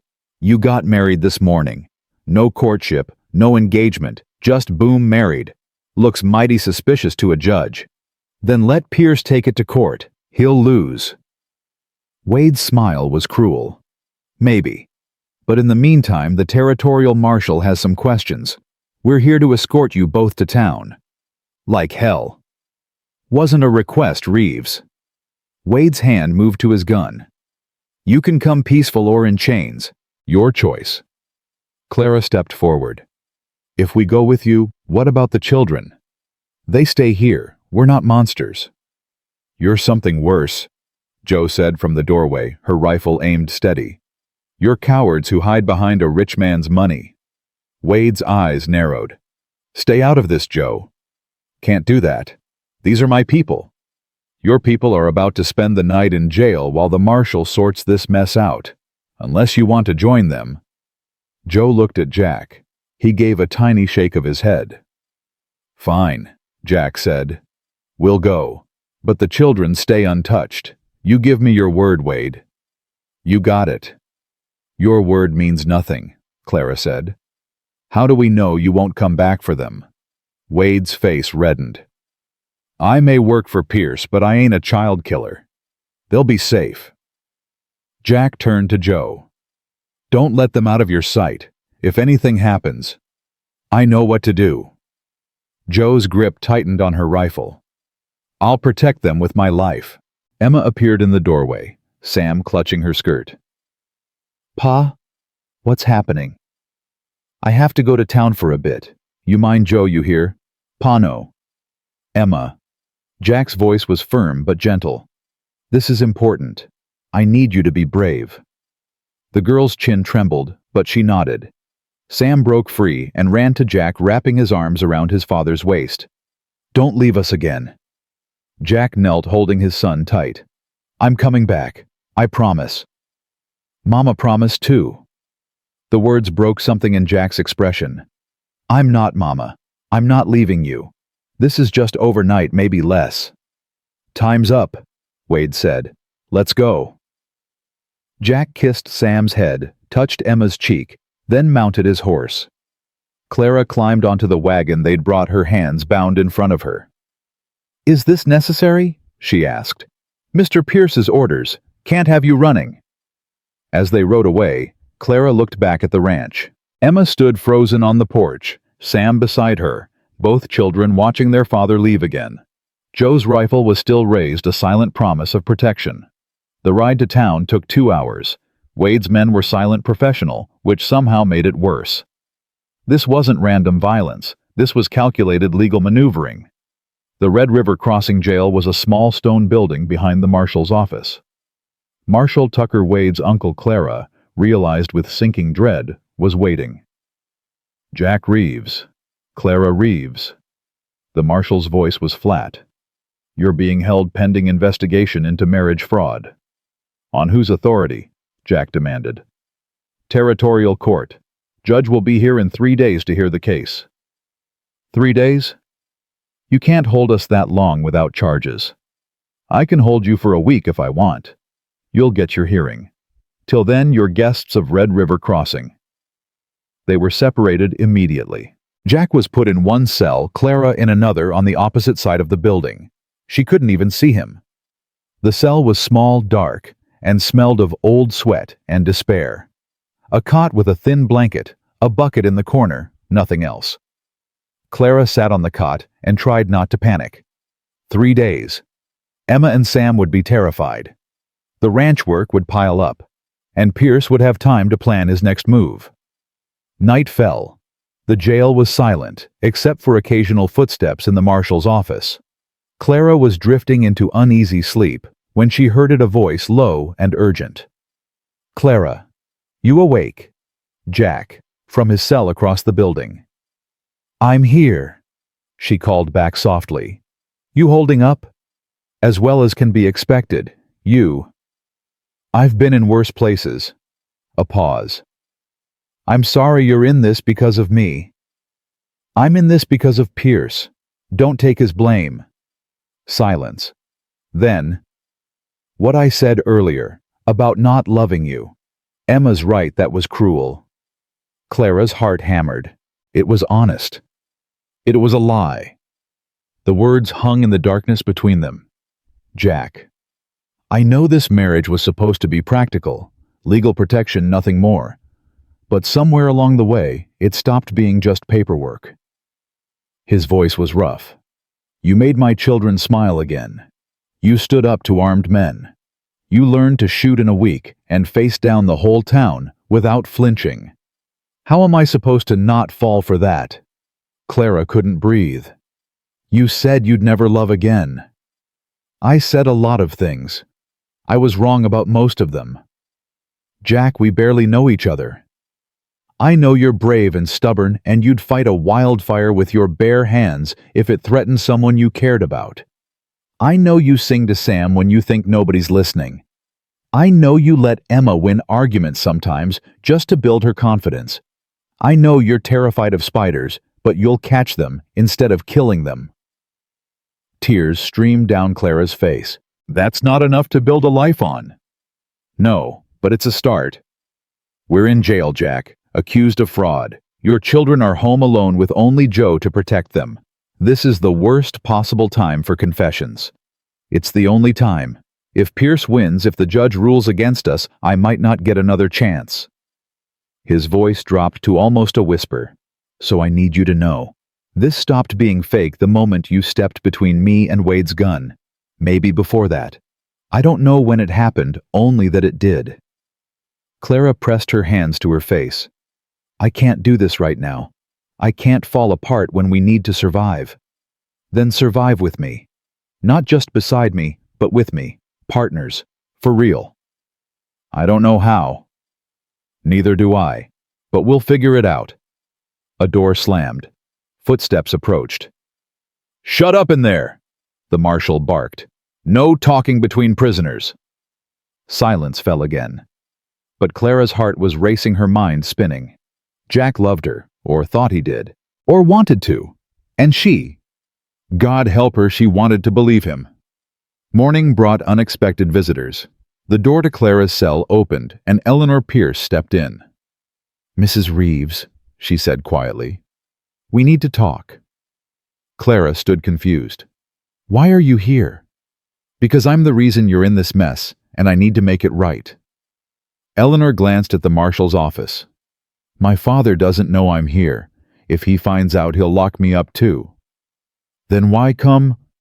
"Because I'm tired of watching him destroy good people." Eleanor's hands twisted together.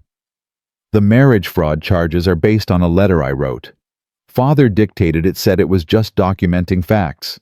I didn't realize he'd use it to have you arrested." "What did the letter say?" "That you and Jack showed no signs of affection. That the marriage happened suspiciously fast.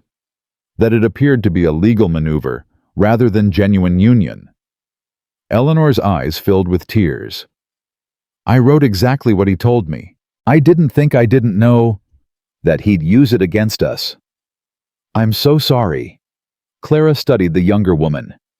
Eleanor looked haunted, trapped in her own way. "Why help us now?" "Because I overheard Father and Wade talking last night. They're not stopping with jail. If the judge rules the marriage fraudulent, Father's filing to take custody of the children. Claims Jack's an unfit father who married a stranger just to avoid losing property." Ice flooded Clara's veins. "He can't do that." "He can try.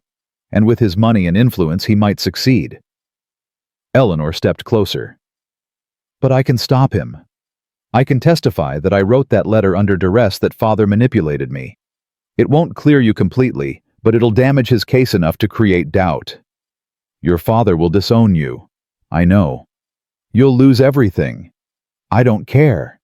Eleanor's voice strengthened.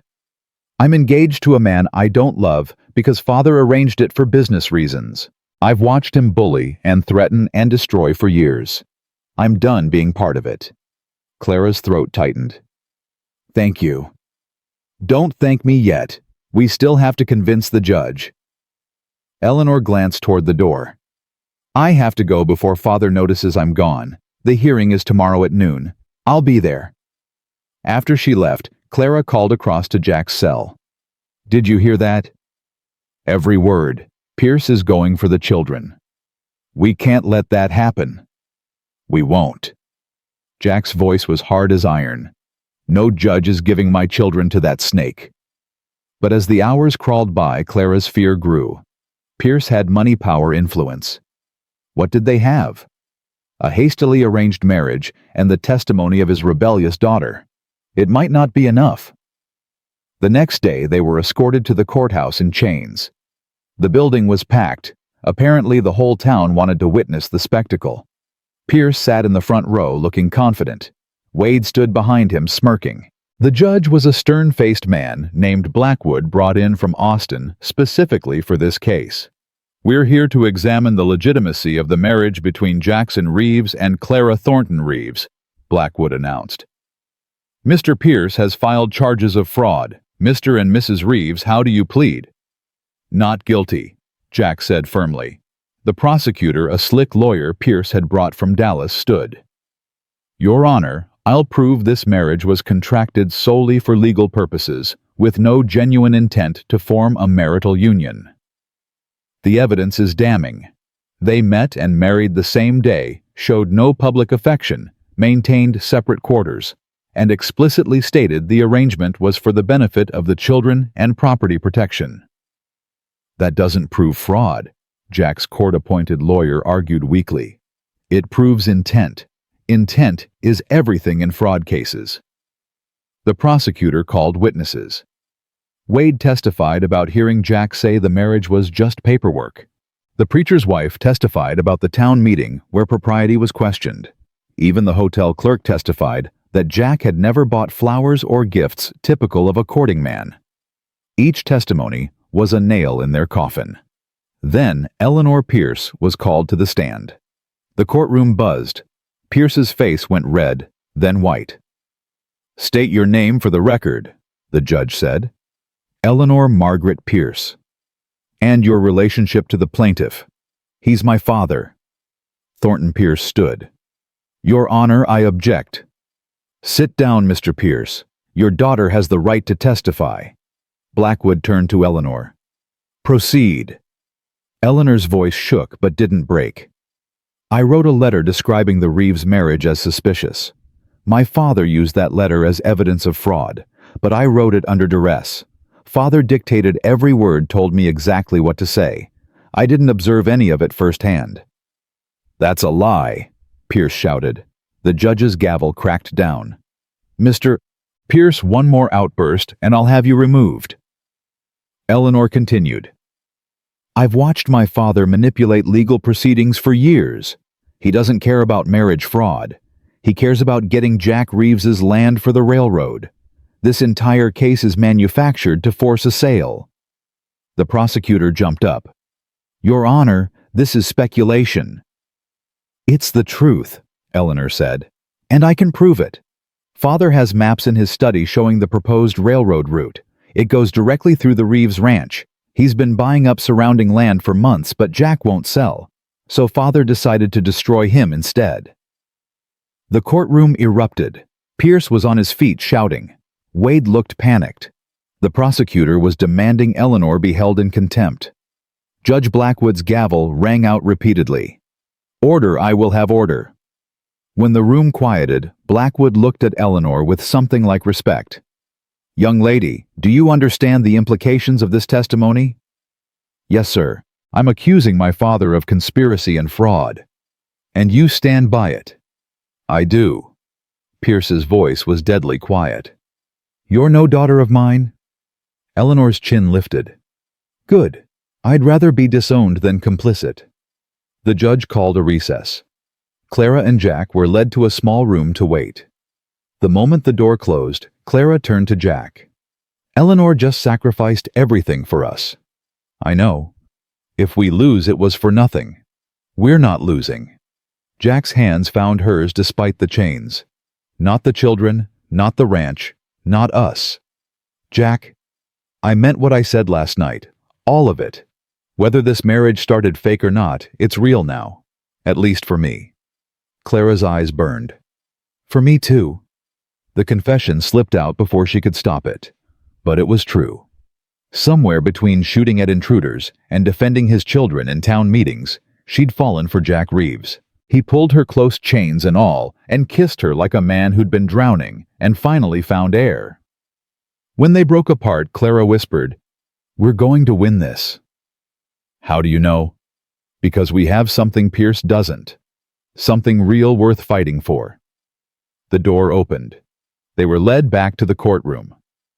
Judge Blackwood looked stern. I've reviewed the evidence and testimony. This case has more holes than a shot-up fence. Mr. Pierce, I find your claims of fraud unsubstantiated and suspect. Furthermore, Miss Pierce's testimony raises serious questions about your motivations. Pierce's face went purple.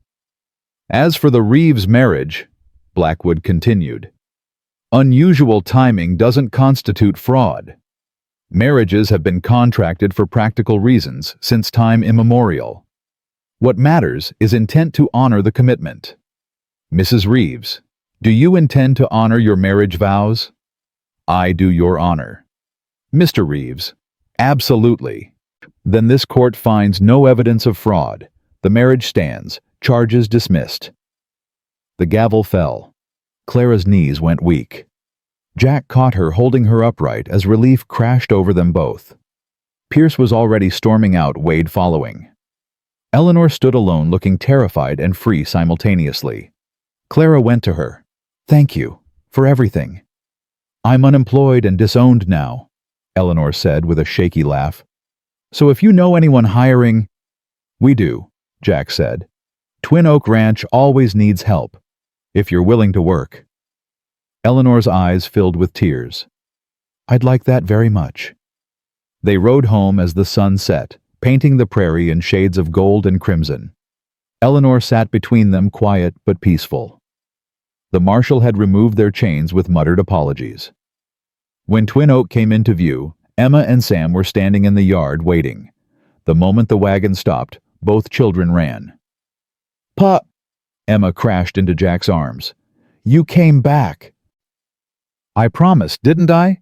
Sam wrapped himself around Clara. Miss Clara, you're really married to Pa now. I really am. Does that make you our mama? Clara's throat closed. If you want it to. Sam looked at Emma. The girl hesitated, then nodded slowly. Yeah, Emma said quietly. We want it.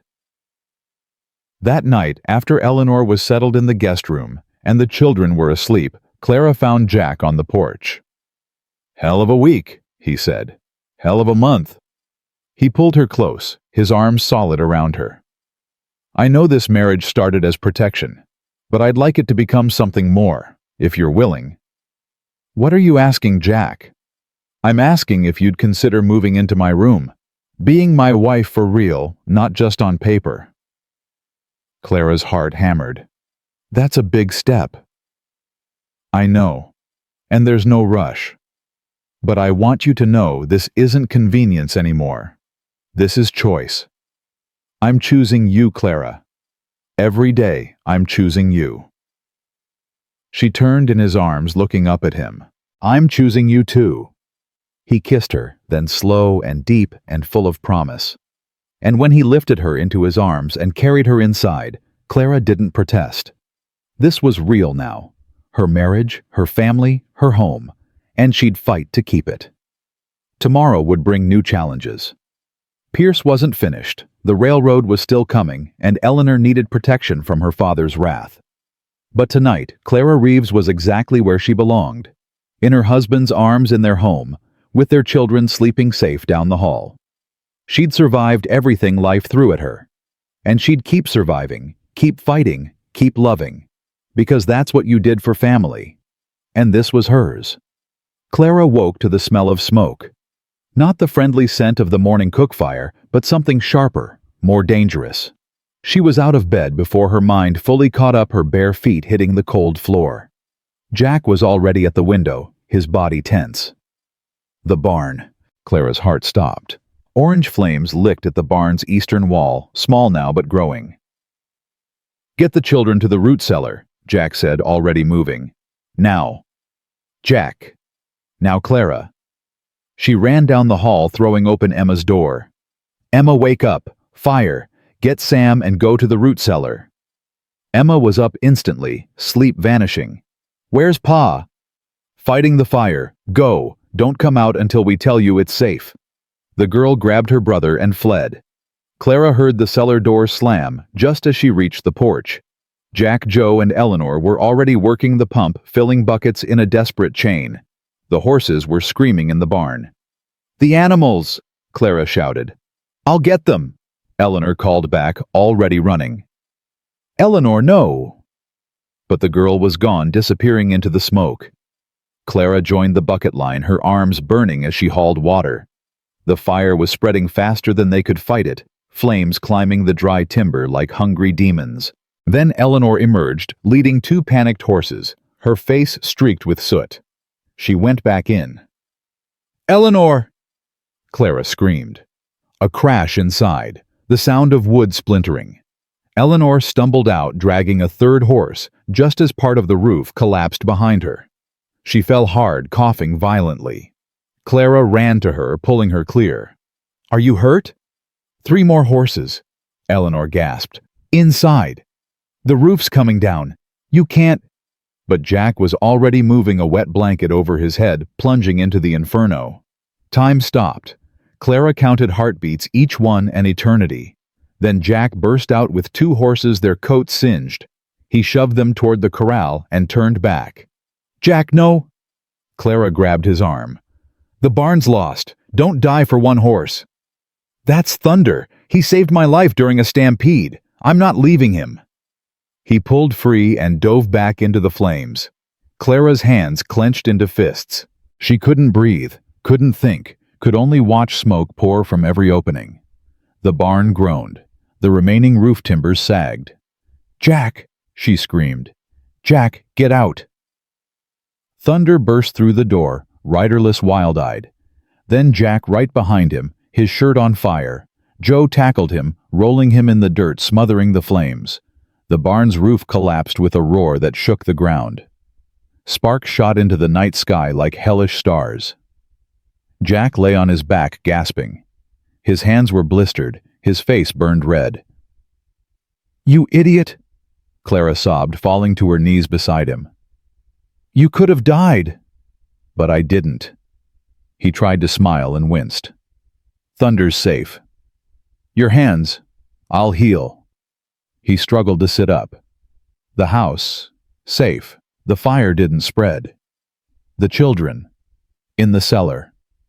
Jack's eyes closed in relief. "Good. That's good."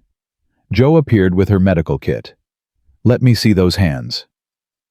While Joe worked, Eleanor approached, still coughing. "I'm sorry. I should have been faster." "You saved 5 horses," Jack said. "That's more than most would have done." "I should have saved them all." "You did what you could. That's all any of us can do." Dawn revealed the full damage. The barn was a smoking ruin, nothing left but charred timbers and ash. They'd saved the animals and the house, but the structure itself was gone. Emma and Sam emerged from the cellar as the sun rose. Both children ran straight to Jack, clinging to him despite his burns. "I'm all right," he assured them. "Just a little singed." "The barn's gone," Emma whispered. "Barns can be rebuilt." "Was it an accident?" Jack's jaw tightened. "No." Clara found the proof an hour later, an oil-soaked rag near the barn's foundation, carefully placed to catch and spread. "Pierce," she said. "Can't prove it," Joe said. But yeah, Pierce. They buried the evidence before the marshal could arrive and claim it was their own carelessness. No point giving Pierce ammunition. Tom rode in mid-morning with news. Marshal's on his way, wants to investigate the fire. Let him investigate, Jack said. Won't find anything useful. There's more. Pierce is filing a petition with the territorial governor. Claims you're a danger to the community, unstable, violent, unfit to own land near the proposed railroad route. Clara's stomach dropped. He's trying to force a sale through the government. That's the idea. If the governor declares your land a public hazard, he can seize it and auction it. Pierce will be the only bidder. Jack's burned hands clenched. How long do we have? Hearings in Austin. 3 weeks. 3 weeks to prove we're not a hazard while Pierce burns down our property. Jack's laugh was bitter. How do we fight that? We go to Austin, Clara said. We testify. We bring witnesses who'll vouch for us. Against Pierce's money and lawyers. Against his lies. The truth has to count for something, Joe snorted. The truth counts for nothing against Gold Girl. You should know that by now. But Clara straightened her shoulders. Then we make it count. We make it so loud and clear that even the governor can't ignore it. The next 3 weeks were a blur of preparation and work. Jack's hands healed slowly, making every task agonizing. They had no barn for the animals, so they built a temporary shelter using salvaged wood and canvas. Eleanor proved invaluable working alongside them without complaint. She could rope cattle, mend fences, and shoot as well as most of the ranch hands. Your father raised you well, Clara observed one evening. Father raised me to be an ornament. Joe taught me to be useful. Eleanor wiped sweat from her face. I've learned more in 3 weeks here than in 20 years in his house. Do you regret leaving? Not for a second. Even if we lose everything, at least I'll lose it honestly. Sam had taken to following Eleanor everywhere, his constant shadow. The girl was patient with him, teaching him to whittle and braid rope. Emma remained wary, but Clara caught her watching Eleanor with something like envy. She's brave, Emma said one night. So are you. Not like her. She gave up everything to do what's right. You give up your childhood to take care of your family. That's just as brave. Emma was quiet. Then, do you think we'll lose the ranch? Clara wanted to lie to promise everything would be fine, but Emma deserved honesty. I don't know. Pierce is powerful, but we're going to fight with everything we have. What if fighting isn't enough? Then we'll lose honestly, and we'll rebuild somewhere else. Clara pulled Emma close. But we won't lose each other. That's the one thing Pierce can't take. The hearing in Austin was held in the Capitol building, a grand structure that made Clara feel small and out of place. The gallery was packed with spectators, politicians, and Pierce's hired supporters. Governor Richards presided, a sharp-eyed man in his 60s who looked like he'd heard every lie ever told. Pierce's lawyer presented, first painting Jack as a violent, unstable rancher whose property attracted trouble. He had witnesses all paid. Clara was certain who testified to fires, gunfights, and general chaos at Twin Oak Ranch. The proposed railroad route will bring prosperity to Texas, the lawyer concluded, but it requires stable land ownership. Mr. Reeves has proven incapable of maintaining order. His property should be seized for the public good and sold to responsible parties. Responsible parties meaning Pierce. Then it was their turn. Jack's lawyer, a young man named Harrison, who'd taken the case pro bono, stood nervously. Governor Richards, members of the committee, we contest every claim made by the plaintiff. Mr. Reeves is a decorated former Texas Ranger who's built one of the most successful ranches in the region. The troubles on his land are not of his making, but result from systematic harassment by Thornton Pierce. That's a serious accusation, Richards said. I can prove it. Harrison called Eleanor to testify. Eleanor walked to the stand with her head high. She'd dressed simply but well-looking, every inch the respectable young woman she'd been raised to be. State your name for the record. Eleanor Margaret Pierce.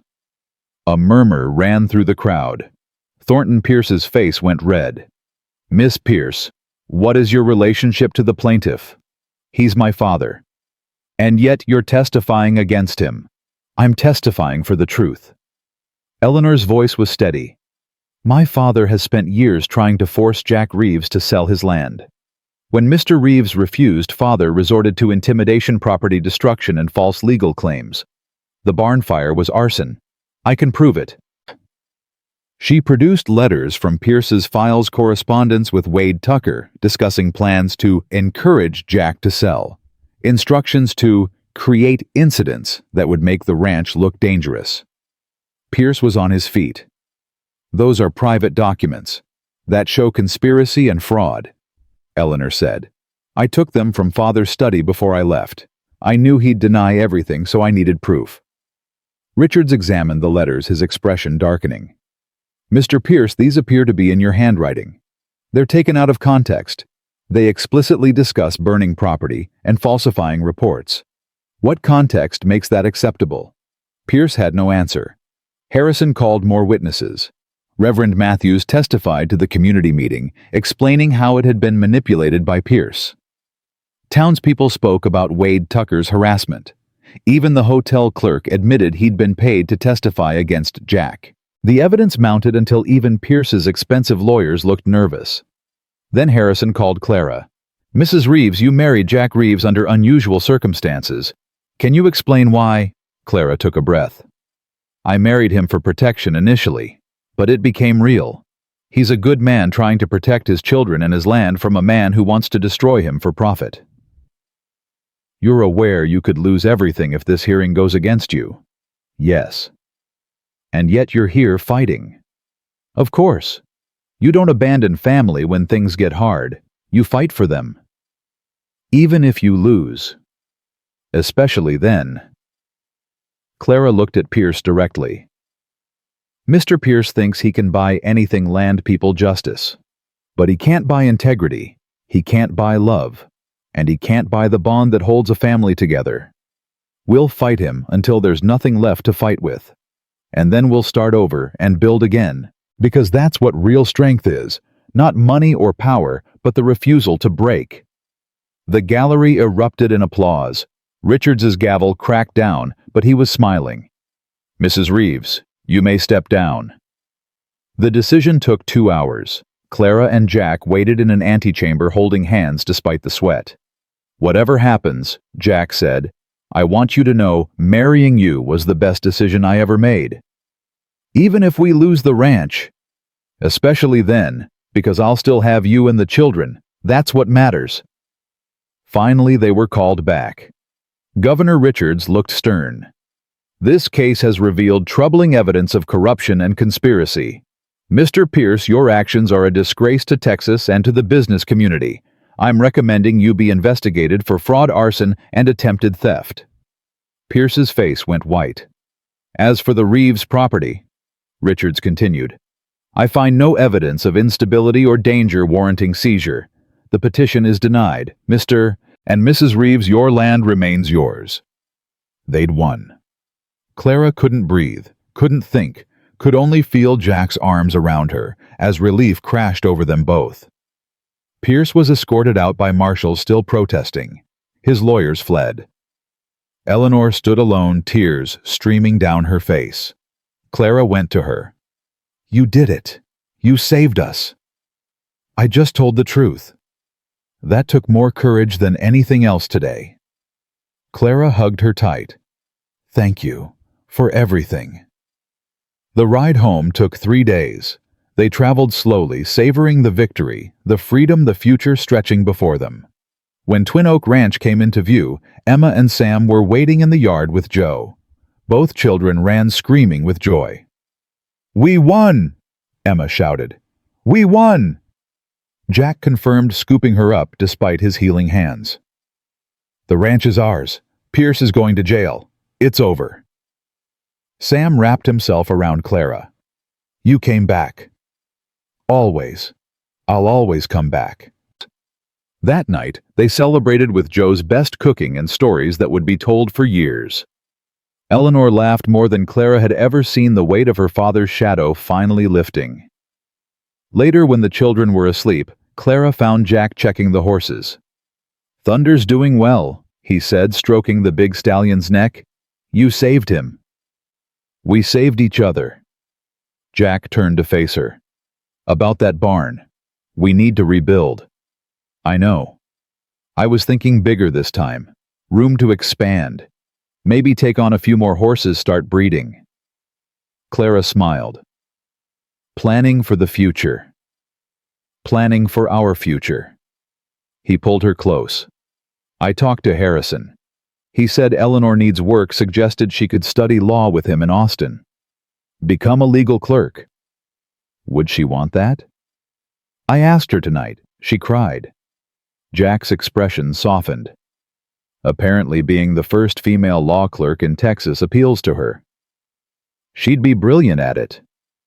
"She would, which means we need to hire more help for the ranch.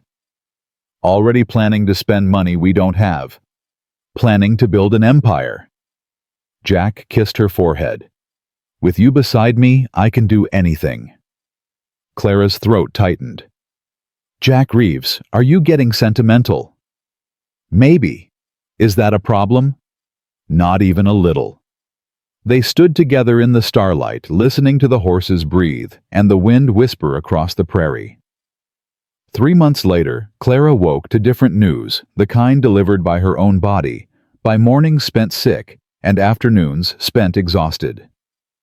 She told Jack one evening as they sat on the new porch of the rebuilt barn.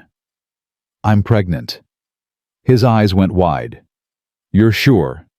"As sure as I can be." Joy and terror warred across his face. "Sarah Beth." "I'm not Sarah Beth. I'm stronger, and we have Joe and Eleanor and the whole town if we need them." Clara took his hand, placed it on her still flat stomach. "This baby will be born into a family that fought for every inch of what we have. That's legacy, Jack. Real legacy." He pulled her close, his voice rough. "I'm terrified. So am I. But we'll face it together." "Together," he agreed. Emma took the news with surprising maturity. "A baby means I'm going to be a big sister for real." "You already are," Clara said. "No, I mean I'll have someone to teach everything to. How to ride, how to read, how to be brave when you're scared." Emma's eyes were bright. "I can do that." Sam was more direct. "Will the baby talk?" "Eventually, yes." "Good. I'll teach them words. I know lots of words now." He did. Sam talked constantly these days, making up for years of silence. The baby came in spring, a daughter with Jack's gray eyes and Clara's dark hair. They named her Sarah Eleanor Reeves, honoring both the mother who came before and the sister who'd saved them all. Eleanor held her namesake with tears streaming down her face. "She's perfect." "She's family," Clara said. "Just like you." 2 years later, the railroad did come through Red River Crossing, but it curved around Twin Oak Ranch, following a route that benefited the whole community instead of one man's greed. Pierce died in territorial prison, unmourned and alone. Emma left for college in Austin, the first of what would be many Reeves children to get formal education. She wrote weekly, her letters full of legal theories and dreams of changing the world. Sam took over the horse breeding program his gentle way, with animals making Twin Oak famous for quality stock. And Clara taught reading to every child within 50 miles, building the school the town had lost, this time with Jack's money and Eleanor's legal expertise, ensuring it would never burn again. On the 5th anniversary of the day, Clara stepped off that train. She and Jack stood on the porch, watching the sunset paint the prairie in gold. "Do you ever regret it?" Jack asked. "Coming here, marrying a stranger, fighting wars that weren't yours?" Clara thought about Philadelphia, about the woman she'd been desperate, defeated, convinced her life was over. Not for a second. "This life we've built, messy and hard and beautiful, it's worth everything I've survived. Even Pierce, even jail, even almost losing it all. Especially that, because it taught me something important." She turned to face him. "I came here broken, thinking I needed to be saved. But I didn't need saving. I needed purpose. I needed family. I needed home. Jack pulled her close. You gave me all those things too. Then we saved each other. Behind them, Sarah Eleanor squealed as Sam lifted her onto Thunder's back. Emma's latest letter sat on the table full of news about law school and a young lawyer she'd met. Joe was in the kitchen teaching Eleanor's replacement, another young woman fleeing her father's control, how to make biscuits. This was legacy. Not land or money or power, but the lives they'd changed, the family they'd built, the empire they'd created from nothing but stubborn love and refusal to quit. Clara had stepped off a train 5 years ago with 14 cents and nowhere to go. Now she had everything. A husband who loved her fiercely, children who called her mama without hesitation, a ranch that stretched to the horizon, a community that valued her, a purpose that got her up every morning. She'd come here desperate and found destiny. She'd married a stranger and found her soulmate. She'd faced down bullies and discovered she was braver than she'd ever imagined. And every single day she chose this life, this man, this family, not because she had to, because she wanted to, because all of this was worth fighting for. Come on, Jack said, pulling her toward the house. Supper's getting cold and you know Joe hates that. Clara laughed and followed him inside into the warm light and love and chaos of home. She'd survived everything life threw at her. Widowhood, rejection, poverty, violence, loss. And she'd done more than survive. She'd thrived. Because that's what real strength was. Not the absence of fear or pain or struggle, but the choice to keep going anyway, to keep loving anyway, to keep building anyway. Clara May Reeves had learned that lesson the hard way, and she'd spend the rest of her life teaching it to anyone who needed to hear it, starting with her own children, ending with the empire they'd build together, an empire not of land or cattle or money, but of love, fierce, stubborn, unbreakable love that would outlast any threat, any enemy, any challenge. That was the real legacy of Twin Oak Ranch, and it would endure for generations. Because Reeves women didn't break. They just got stronger.